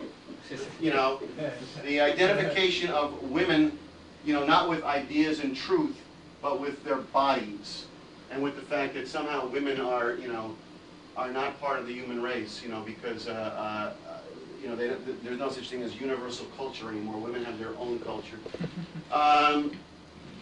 Jesus Christ Superstar, I'll go back to this. 1967, Turn, Turn, Turn. You see, we remember this? Do everything there is a season, right? Some people remember that. This is the Byrds. This is important. Turn, Turn, Turn was important because this is a rock song, rock folk song, based on a passage in the Bible. This opened the door towards bringing rock music into the churches, right? And I remember this. They brought that music into the church? Not into the church itself, but we had a Catholic youth study group with some Franciscan brother, and he brought this in and played it to us and discussed it with us. Oh yeah, oh yeah. This is the beginning of bringing rock music into the churches, and by 70 you have Jesus Christ Superstar, this pagan orgy, I want to move along here. 71. Can you hold for a second, Bob, and I'll change tape? Mass propaganda drive for the idea of a post-industrial society, right? That's the third wave. You had the agricultural society, the industrial society. Now we're moving into the post-industrial society, the information age, 1971. 72, Limits to Growth, published by the Club of Rome, right? That we are running out of resources, that the world is winding down. Again, leading into the environmentalist movement. 72, Female Eunuch, another feminist book, this one by Germaine Greer, following up on the one by Kate Millett. World Without Borders by Lester Brown, arguing for the abolition of all national sovereignty. Right? H.G. Wells, One World Government, Surrender of Sovereignty. NSM 200, written and drafted by Henry Kissinger and adopted the next year in '73 as official U.S. policy. What it says is that all U.S. policy towards third world countries will be based by law on policies of population reduction. Population reduction. Malthusianism. 72, the last Apollo mission to the moon. That's it for the space program. The Rappaport report scenario is concluded. The Joy of Sex is published. Following up on Masters and Johnson and everything else. Now, hell, you don't have to do anything. There's enough stuff in this book to keep you happy for 20 years. The Unification Church is established in the United States. Roe versus Wade. Whatever you think about abortion, the point is that this you know, is a key part of the whole push for Malthusianism in terms of, if you look at the whole chronology of things that I went through. 74, the Bucharest UN Conference on World Population. John D. Rockefeller, Margaret Mead. This launches a global effort through the United Nations to reduce the world's population and to enforce those policies on countries all over the world. High Times magazine, founded in 74. 1975, Microsoft is founded, and the next year Apple Computer is founded, opening up the era of the whole information age, move into the internet, virtual reality, etc., etc. 79, 3 Mile Island, and the China Syndrome. That's it for the nuclear industry, right? Putting an end to nuclear energy in this country. If you're going to finish off the space program, why not finish off the nuclear industry? So I'm rushing through this because of the hour, but look, look. Take a vote. What? Like part way. Just. It's getting really cold up here. All right. Well, why don't you close it then? So look, He's got this door. Oh no, close that door. You could probably leave that one You open. can leave the back one open if you just close Yeah. it, so that'll work. So, look, what have you got here? What have we just gone through from 1946 to 1979, with the key period being from 64 through about 72? What you have is a total transformation of a generation.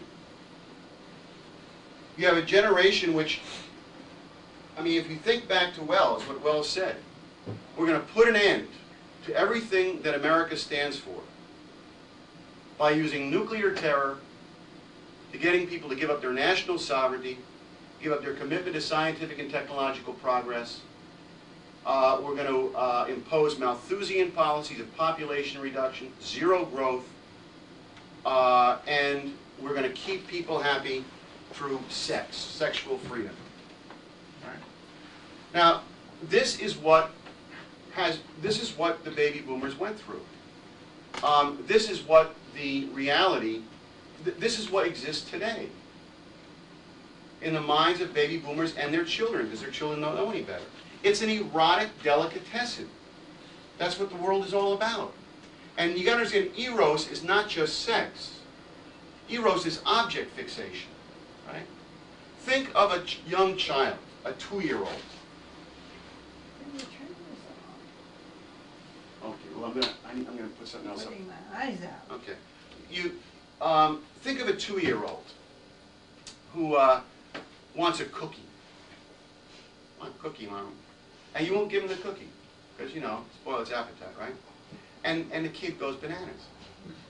The kid throws a tantrum, starts kicking his arms and legs, starts screaming so loud you think your eardrums are going to break, right? He's fixated on that cookie, wants to have that cookie. That's eros. Eros is not just wanting to have a sexual body, that you can have contact with. It's object fixation. You ever see the bumper sticker, "He who dies with the most toys wins"? That's eros. Life has no meaning. There is no truth. The only thing that matters in life is amassing the greatest amount of objects which give you personal pleasure. Now, one misconception you might get from what I went through is to think that this is all just this left-wing, counterculture, weirdo stuff. You get people who say, I mean, one of the interesting things about baby boomers is that they're all in denial. I'm not a baby boomer. I didn't take LSD in the 60s, or maybe just a little bit. But I didn't take LSD. I didn't go to sex orgies. I only had sex with 17, 18 people. But no, you get this denial. This denial from people. I was always a conservative. I supported the war in Vietnam. I'm not like these people you described. That misses the point. What's the fundamental point? You go back to the 1950s.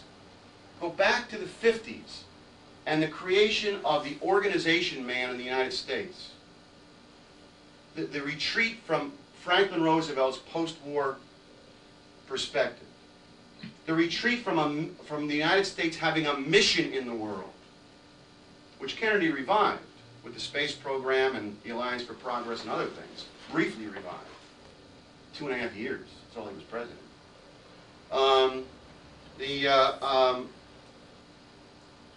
And you think about, you know, the statement I read from SDS. You know, you think about the stuff from the Beat generation, which then evolved into the counterculture, right, and the drugs. That true liberation is personal liberation, personal fulfillment, just like the baby with the cookie. Now, it doesn't matter if you're a liberal, if you're a conservative. It doesn't matter. Right? You think of Newt Gingrich. He's a baby boomer. Clinton's a baby boomer.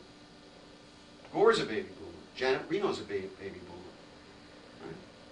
Right? Think of these people. It doesn't. Left wing, right wing is meaningless. You have a generation which operates at the emotional level of a 2-year-old. You ask people, you know, I mean, if you really get down to brass tacks with people, what is the most important thing in their life? Personal fulfillment. I have to, you know, find myself as a person. You know, I don't like this. I mean, look at the divorce rates, right? I mean, you know, in the 1920s and 30s and 40s, you know, people would leave marriages reluctantly. Now, the thing is, maybe some of them should have. I mean, there were some bad marriages. But the point is that when the question of a bad marriage came up, the thing that people thought about first was, what about the children? What about the children? Today, what the 40-year-old baby boomer says is, am I happy in this marriage? Don't I deserve better?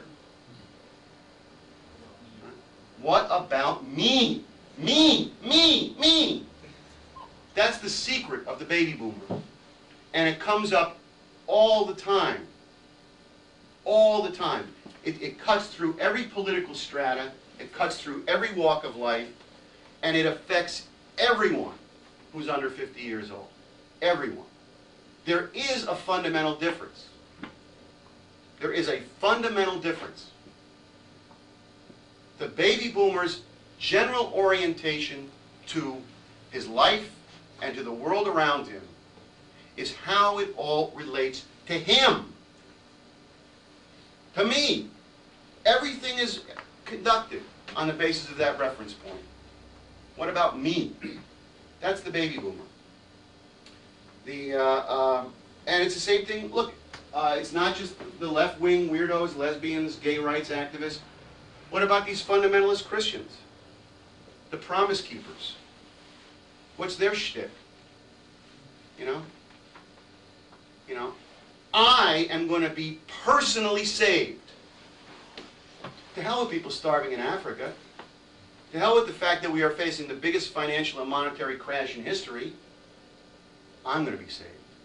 In case of rapture, this car will be unoccupied. You know?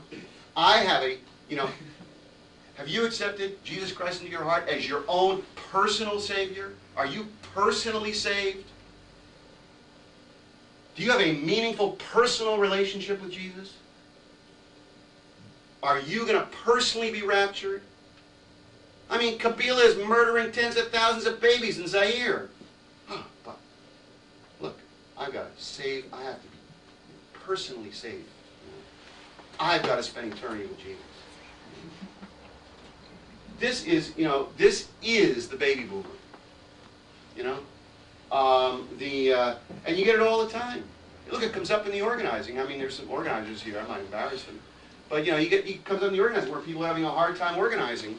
And what they think about, half the time, I'm not going to say this book goes on all the time, what they think about is, people, they maybe have a couple of days where they don't do too well in the organizing. And, they get depressed. And most of the time what they're depressed about is, you know, my organizing was not very good. I'm blocked. I'm having a hard time. You know, I feel bad. I feel enraged. I feel demoralized because my organizing is not successful. As opposed to thinking about the fact of, you know, that the shortfalls in the organizing, that the first thing that comes to your mind is not how this affects you and your personal relationship, personal state of mind, but that the shortfalls in organizing have a objective impact on our ability to do what we're doing in Korea and Germany and Russia and around the world. In other words, that the primary thing is the reality out there, as opposed to the inner mental map, psychological map of the baby boomer.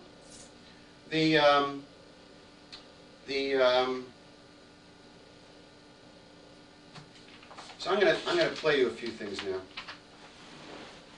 We'll get right at the nitty-gritty of the baby boomer generation here. No more kidding around.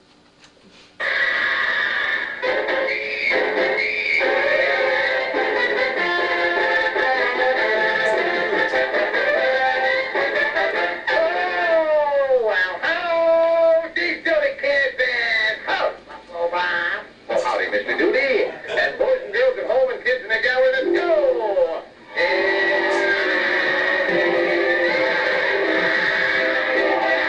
These are the peanuts I made.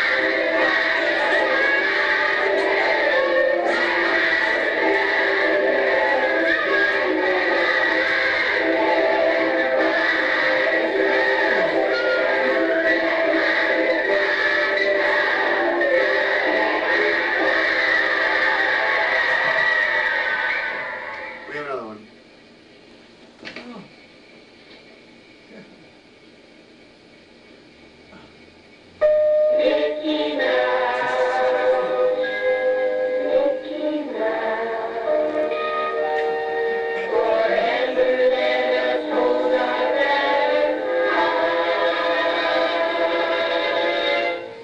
Now it's time to say goodbye to all our company. Very heavy. There See you real soon. Why? Because we like you.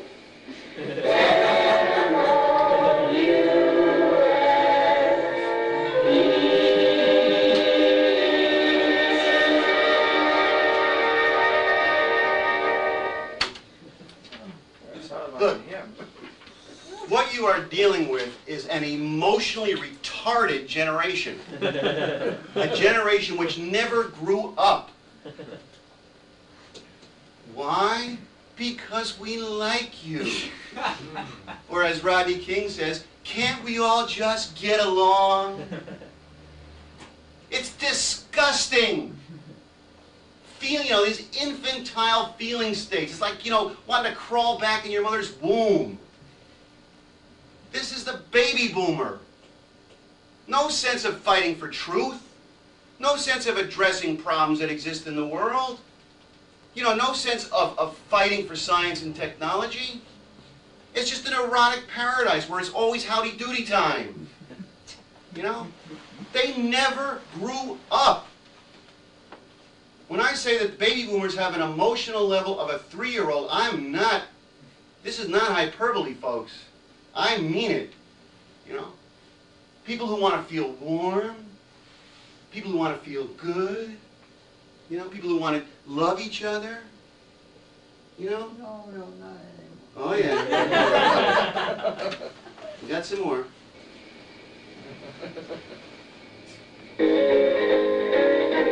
can get anything you want at Alice's restaurant. Something Alice. You can get anything you want at Alice's restaurant. Just walk right in around the back, just a half a mile from the railroad track.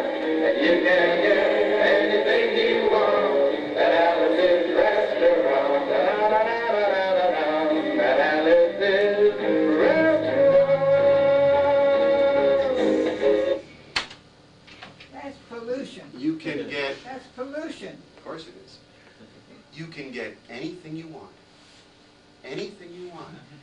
It's an erotic delicatessen. Pick and choose. You know? You like sex with boys? Pick that. You want to be a promise keeper? Pick that. You want to be, you know, who knows what. Whatever object you desire. Pick for whatever makes you feel good. Whatever fulfills your needs. You can have it. Oh, please.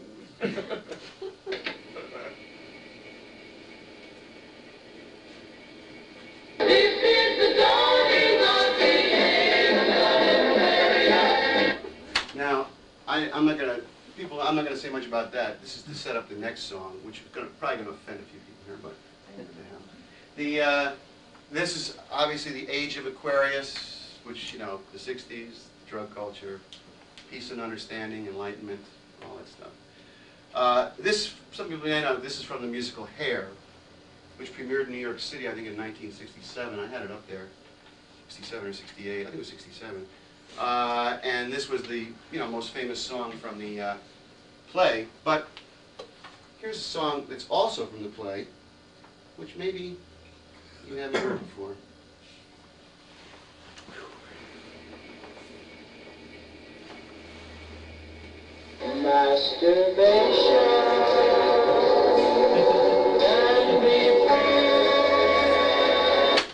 Masturbation can be fun. The motto of a generation. And there's one more. There's one more.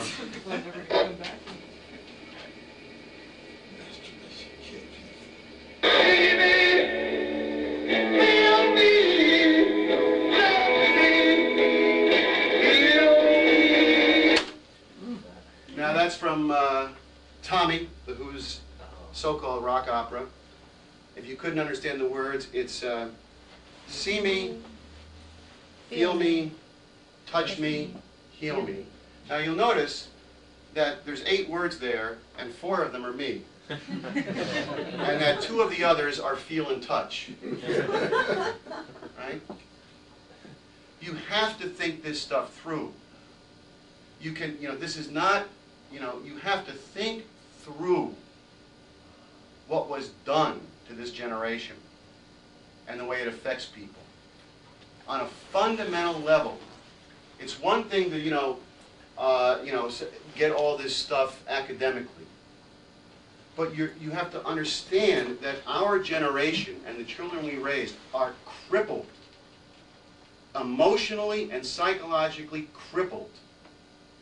Our reference point to the universe has been twisted. You know, Lynn talks about Dr. Faustus, you know, and I think I think it's the Wells paper, one of these things, and the pact with the devil. You know, the abandonment of truth, the sexual delicatessen, the erotic delicatessen, the personal fulfillment, the pleasure, and the fact that everything relates back to you. To you. You are the center of the universe. People know how many, if anyone knows this, the answer, if anyone's heard this, don't say it. How many baby boomers does it take to screw in a light bulb? Only one. He holds the bulb, and the rest of the world revolves around him.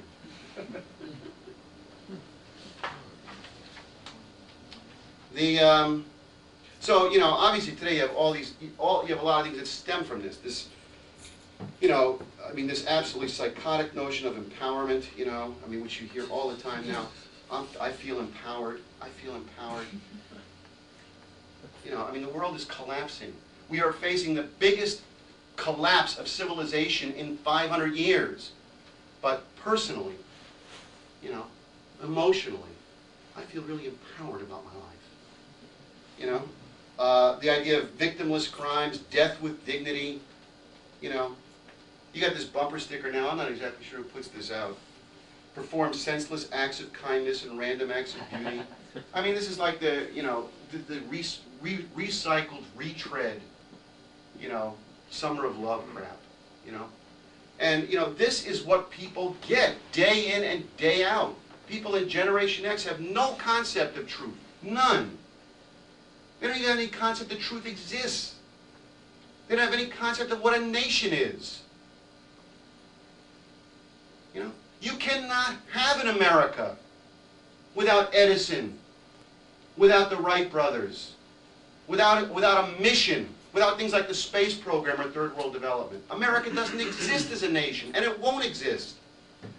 It will cease to exist. And people have, you know, but hey, you know, I want to feel good. What about me? You know? So, you know, to just kind of wrap this up, to get back to what Lynn was talking about in terms of the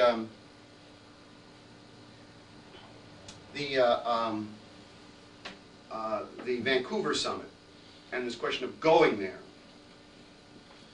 I'm just going to read you a short quote from Hamlet's soliloquy, Shakespeare, from the To Be or Not to Be soliloquy, where Hamlet talks about, quote, "the undiscovered country, from whose bourne no traveler returns, puzzles the will, and makes us rather bear those ills we have than fly to others we know not of." This is the question with Clinton today. To take on that it's better to suffer with that. And this is the question, think of the American people today. Think of the baby boomers. Everything keeps getting worse. The schools get worse. The drugs get worse. The shows on television get worse. The jobs get worse. The bills get higher. You know? There's more, healthcare gets worse. And people sit there and they don't do anything about it. Now you can say, well, you know, the media lies to them. The media tells them everything's fine. What are they, idiots? All you gotta do is walk out on the street and you know that things are worse than they used to be. You don't have to be a genius. But people sit there and don't do anything because they would rather bear the ills they have than to go there, than to act, than to do something. And, you know, this is actually the theme of almost all great tragedy. I mean, this is the theme of a lot of Schiller's plays, of Don Carlos or of William Tell, where the lead character is faced with a situation in which if he fails to act, like Hamlet, he will be destroyed. And everything he cares for will be destroyed. And he must act. Now in Don Carlos, they don't. They're like Hamlet. You know, Don Carlos and the Marquis of Posa, probably related to Hamlet somehow. But in William Tell acts. He says there is a course of action, and I must act. My personal feelings, my personal desires don't matter. I must act to do what has to be done. I must take responsibility for the future of my nation, Switzerland, for my family, for my town, for my society. I must act. And he acts. He does what has to be done. He goes there. You know, and I want to just conclude by reading you a couple of excerpts from John Kennedy, from a World War II veteran.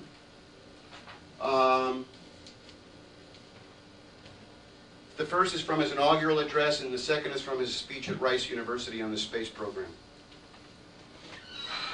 "The world is very different now, for man holds in his mortal hands the power to abolish all forms of human poverty and all forms of human life.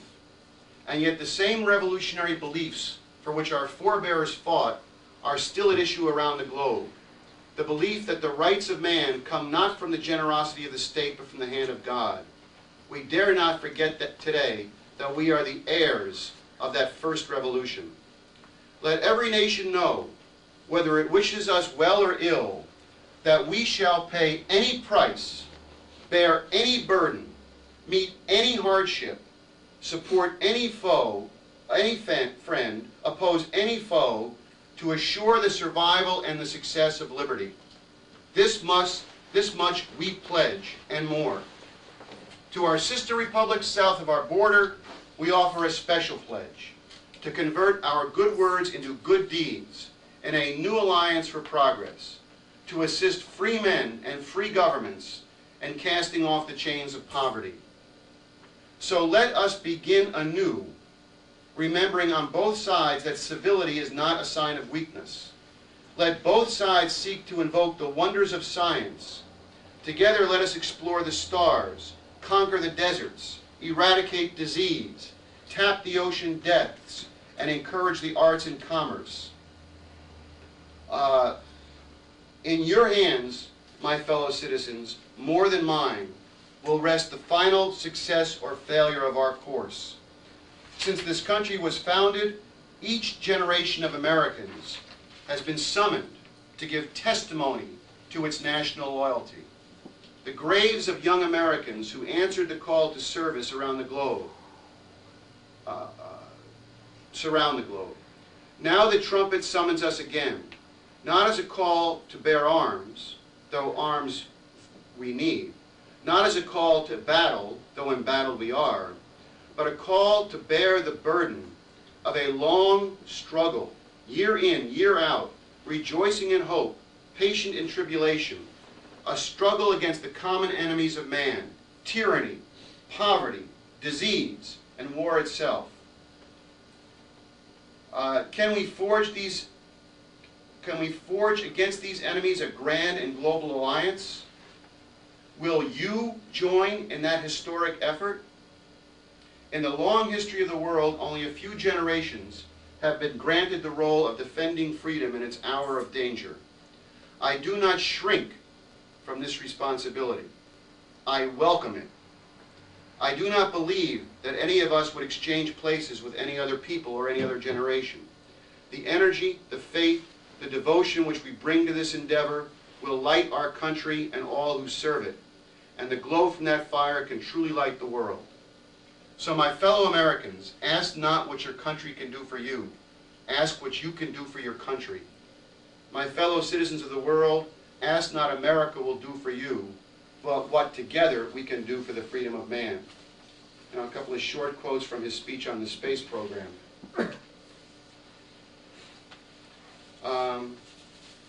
He's talking about the fact that some people are saying that things are going too fast, science is progressing too much, maybe we should take a pause, maybe we should take a rest, and he says, so it is not surprising that some would have us stay where we are a little longer to rest, to wait. But this city of Houston, this state of Texas, this country of the United States was not built by those who waited and rested and wished to look behind them. This country was conquered by those who moved forward, and so will space be conquered. William Bradford, speaking in 1630 of the founding of the Plymouth Bay Colony, said that all great and honorable actions are accompanied with great difficulties, and both must be enterprised and overcome with courage. Those who came before us made certain that this country rode the first wave of the Industrial Revolution, the first wave of modern invention, and the first wave of nuclear power. And this generation does not intend to founder in the backwash of the coming age of space. We mean to be a part of it. We mean to lead, for the eyes of the world now look into space, to the moon, and to the planets beyond. We set sail on this new sea because there is new knowledge to be gained and new rights to be won, and they must be won and used for the progress of all people. For space science, like nuclear science and all technology, has no conscience of its own. Whether it will become a force for good or ill depends upon man. We choose to go to the moon.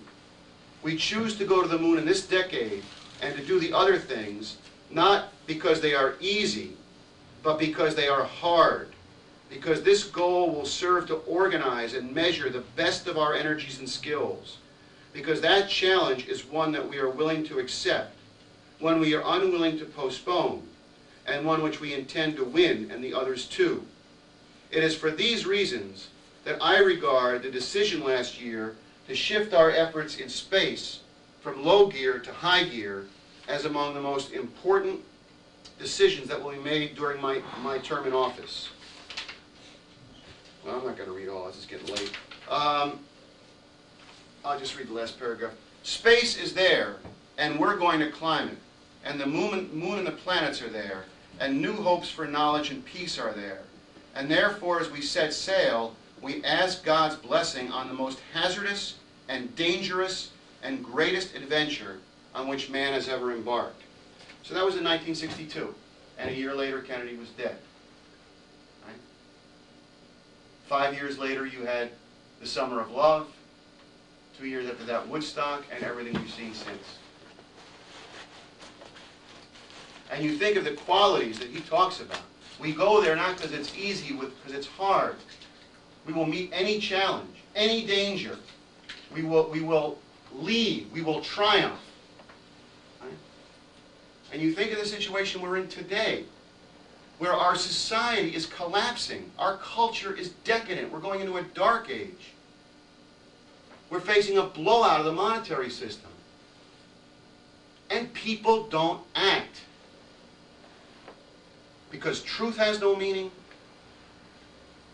Life has no meaning. The only thing that matters is personal fulfillment, pleasure, the sexual and erotic delicatessen. And it is impossible for us to win this fight unless we understand that and unless we are willing to organize people on that basis. If we just talk to people about New Bretton Woods and the Eurasian Land Bridge and the new policy, they're not going to do anything.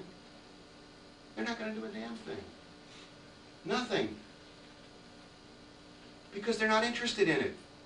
They're interested in what makes them feel good.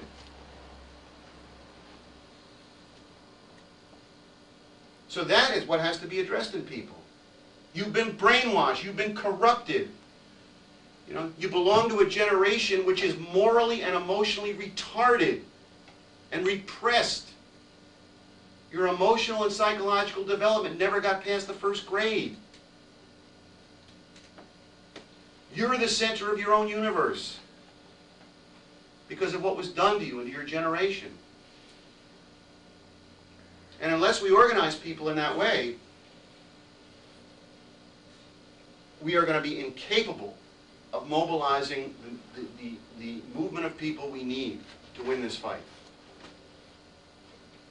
So, that's all I have to say. We'll just stop right there. Thanks for people. It's a long briefing, I know. In this room and confronting, in fact, the entire American public. Now, I wanted to just, I'm not going to go into a lot more details of these international developments, because the briefing I have for you is fairly long. But I do want to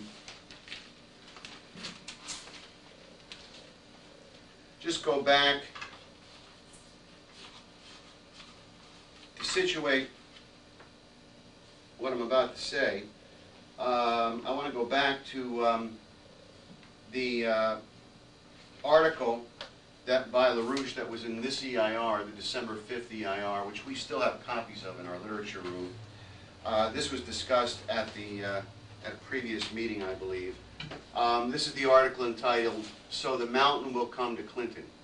And this was written by LaRouche in response to what occurred at the APEC meeting in Vancouver, Canada, the Asian Pacific, the meeting of the Asian Pacific government leaders, and the failure of that meeting to use the opportunity of that meeting to address the crisis that we're in, and in particular the failure of the Clinton administration to seize the opportunity of that meeting with the various government leaders who were there, to take the initiatives that are required, or to begin, at least to begin to explore initiatives to deal with the onrushing crisis.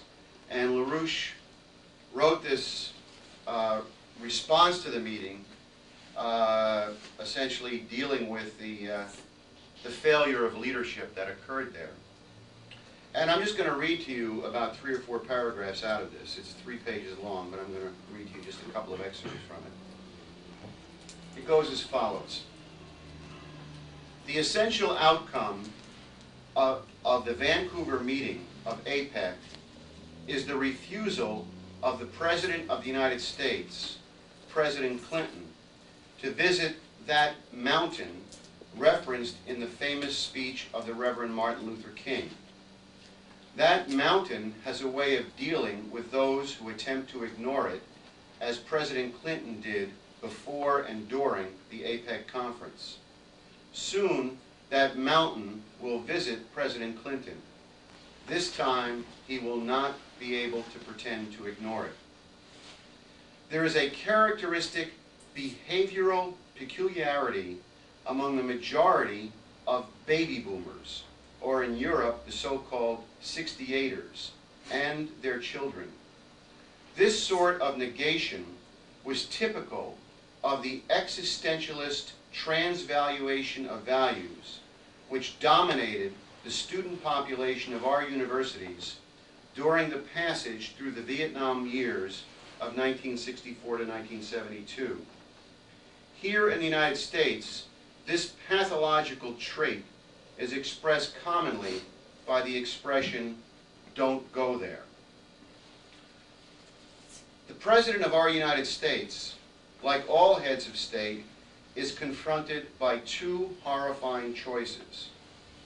On the one hand, he is confronted by an ongoing, rapidly accelerating process of disintegration of the world's entire financial system. I believe that he now knows that this is the worst crisis this planet has known in all of modern history. There is no way in which this present system can be perpetuated longer than a very short time. It is as doomed as the sinking Titanic. Nothing could save it. On the other hand, the kinds of protectionist, New Bretton Woods, Hamiltonian measures which could prevent the passengers of that Titanic, today's nations and their populations, from going down with the doomed ship, would provoke a murderous rage against the President from the most dangerous killers on this planet, the British monarchy-dominated Club of the Isles, the insider's name for that London-centered international financial oligarchy and its lackeys.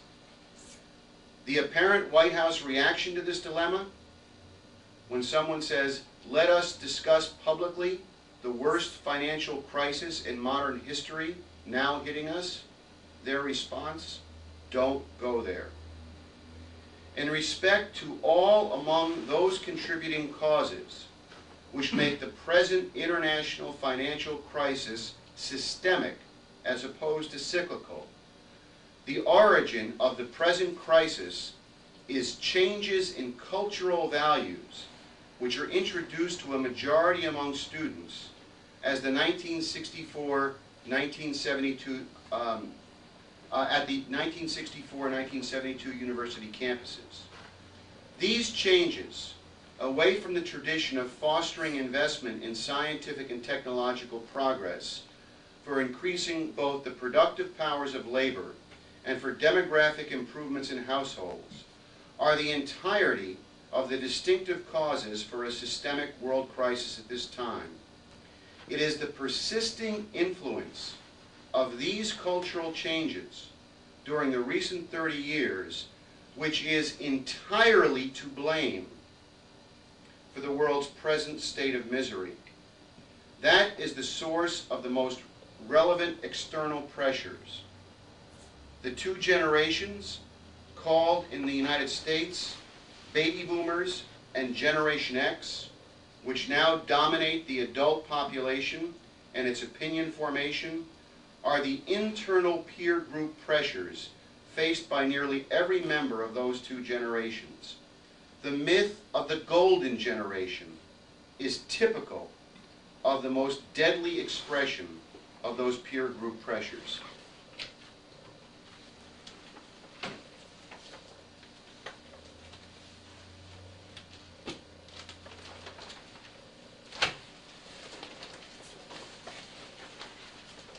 So, with that, I'm going to get into the presentation on what Lynn is referring to. I'm going to begin by reading a couple of other things from him. I know that it's a little bit difficult to follow things that are being read, but I want to make sure that this discussion is situated exactly the way it needs to be situated. Oh, actually, no, I already did read that. So, I'll just get into the discussion, all right, into the presentation. So let's see, this stuff I'm sliding off here. All right. Well, let me just read one thing again, actually. One little part of this. I emphasized it, but I'll just reread it.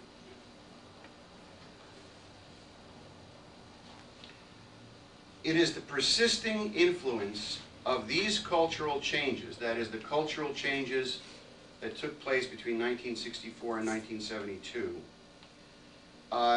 and their persisting influence during the recent 30 years, which is entirely to blame for the world's present state of misery. Now, there are some people here who may not agree with that. There are some people here who may not quite understand what Lynn is talking about. So that's what I want to get into.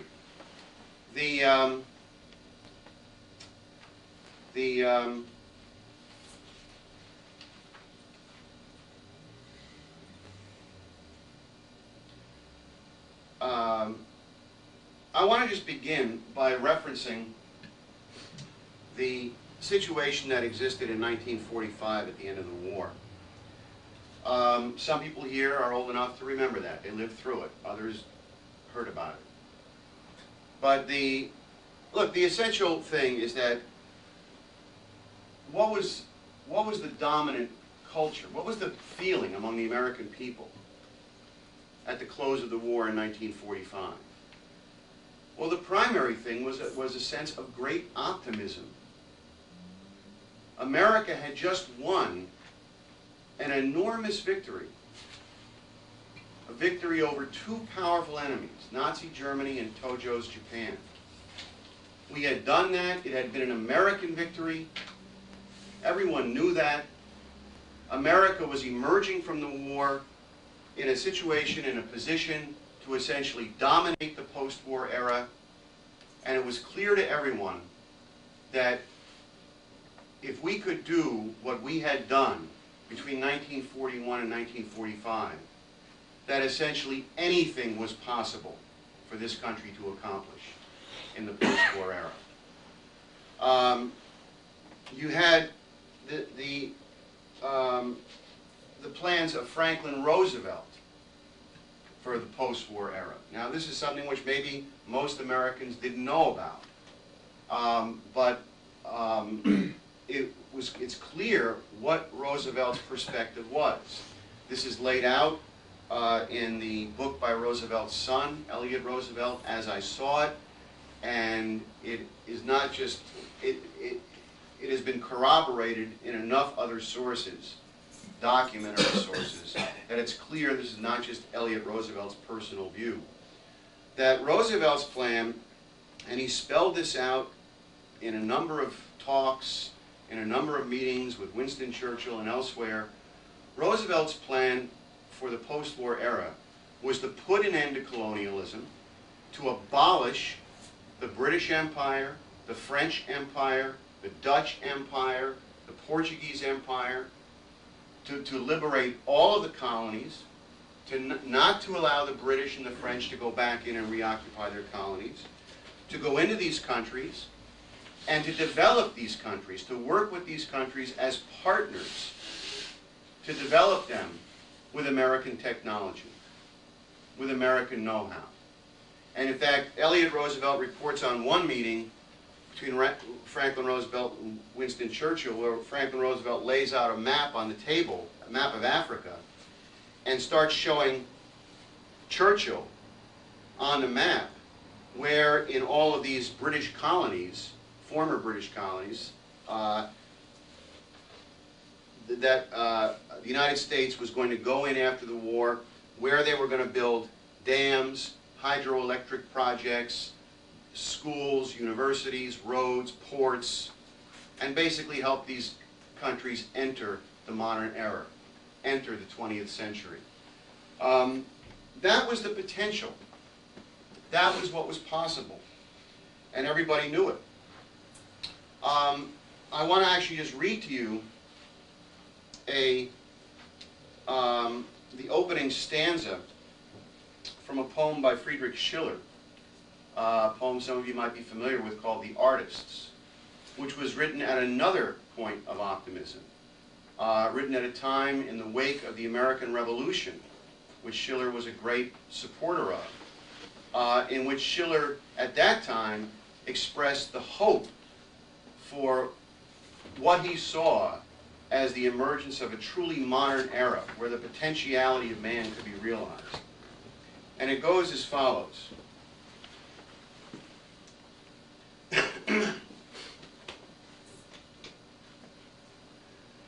How beautiful, O man, your palm branch holding, you stand at centuries unfolding, in proud and noble manhood's prime, with faculties revealed, with spirit's fullness, full earnest mild, in action wealthy stillness, the ripest son of time. Free through reason, strong through law's measures, through meekness great and rich in treasures, which long your breast to you did not disclose. Nature's own law, Lord, who loves your chaining fetters, who in 1,000 battles trains your powers, and splendent under you from out the wild arose. Let me just read the first couple of lines again. How beautiful, O man, your palm branch holding, you stand at centuries unfolding, in proud and noble manhood's prime, with faculties revealed, with spirit fullness. This is the image that Schiller had of man. Noble, proud, faculties revealed, free through reason. And he saw at his time the potentiality for creating new types of society in which that quality of man could be realized. Now, if you think about what was possible in 1945, the opportunity that was lost because of the death of Roosevelt, to eliminate the British Empire, to eliminate these unjust systems, to rebuild the... In the next issue of the EIR, there is a new paper, an article by LaRouche entitled The Wells of Doom. And Wells refers to H.G. Wells, who is, for those of you who are familiar with him, he's best known or popularly known as a science fiction writer. But Wells was not a science fiction writer. He was a lackey of the British oligarchy. And in this article, what Lynn deals with is are the roots of the countercultural revolution which took place in this country during the 1960s and 70s. That is the shift in cultural values which took place, and how this is the major problem we are facing today politically if we are going to get out of this crisis. Now, what I have prepared is a two-part briefing, of which you will get the first part tonight and the next part at our next meeting here, which before the end of the night we have to decide when that's going to be, because it can't be next Thursday. Next Thursday is Christmas. Figure it out. Andrea, if I forget, why don't you bring this up at the end of the meeting? So tonight is the first part, and tonight I'm going to give people a little bit of a sense of what's in this article with Lynn, but then primarily what I'm going to present tonight is a briefing that I have prepared from some material dealing with the 1950s, 60s, and 70s. And I think people will find it a little bit interesting, maybe provocative. and then at the next meeting we have here, I'm going to deal directly with the article by LaRouche on the material that Lynn presents in his article, and which I'll really just kind of touch on tonight. I would just say in opening two things. First of all, we have mentioned before here the question of what LaRouche refers to as the baby boomer problem, and this has been brought up at numerous of our meetings. Some people might be tired of hearing about it. Some people may wonder why we talk about it so much. What's the big deal? Why is this even being brought up?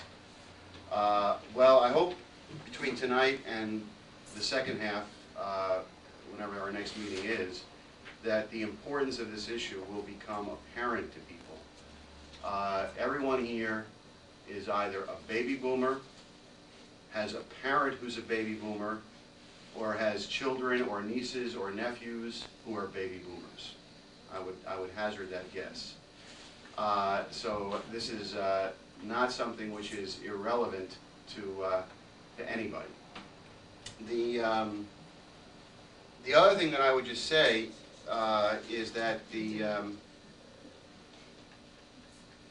is to ask people, to make a request of people, because I'm going to present a fair amount of historical material, and I would make a request of people that they not deal with this material academically or formally, but to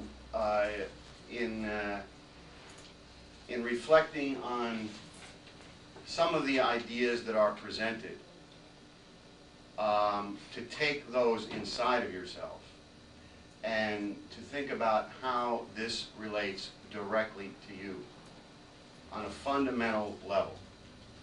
The problem with dealing with the baby boomer issue is that people want to hold it at arm's length and deal with it academically. And if you do that, you're not going to get anywhere. And so that's a request I would make of people as we go into this. As Lynn said in discussing our upcoming conference, Lynn and LaRouche, the conference we're having in January and the importance of that conference, 1998 is going to be the year in which the future of our civilization is determined. And that is the situation that we're faced with. That is the reality confronting everyone in the world with American system methods. You have to get a sense of what existed at that point. Now, you also have to get a sense of what America represented. I mean, we'll go into this a lot more in the next presentation, where Lynn talks about this, where he talks about how Wells developed these ideas in terms of the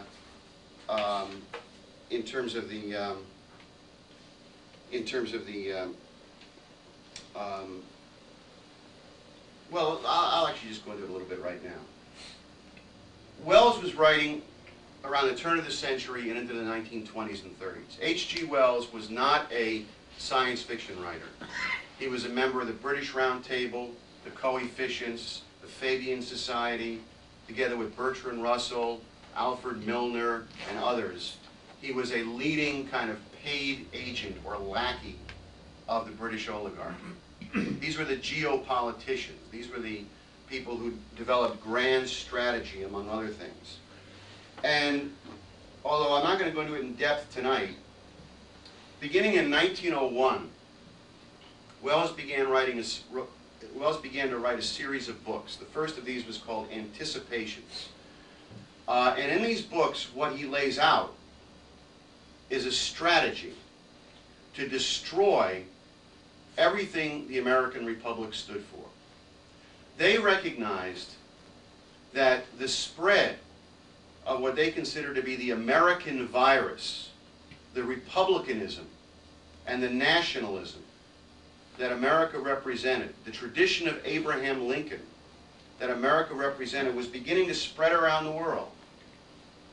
The economic policies of Abraham Lincoln were being imitated in Germany, in Russia, in China, in Japan, and the ideas of the American Republic, all men created equal, the ideas of national economy, scientific and technological progress, that this was a mortal threat to the British Empire and had to be stopped.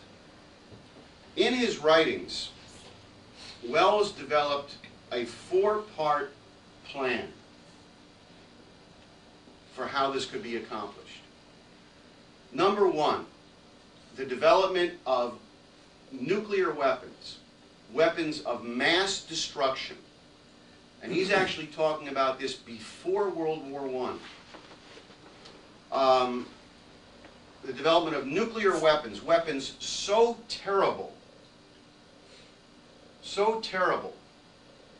that the world could essentially be held blackmail to them and could be threatened in such a way, could become so fearful that people would accept certain things. And one of the things, the second part of Wells's plan, the first is the development of these weapons of mass destruction, nuclear weapons. The second part is the implementation of world government. That is the abolishment of nation states and the implementation of world government. The third part of his plan was population control and Malthusianism. That is the reduction of population, and combined with that, an end to scientific and technological progress, an end to industrial development. No more transcontinental railroads. No more people like Henry Ford or the Wright brothers or Thomas Edison, the kind of thing that America had become known for.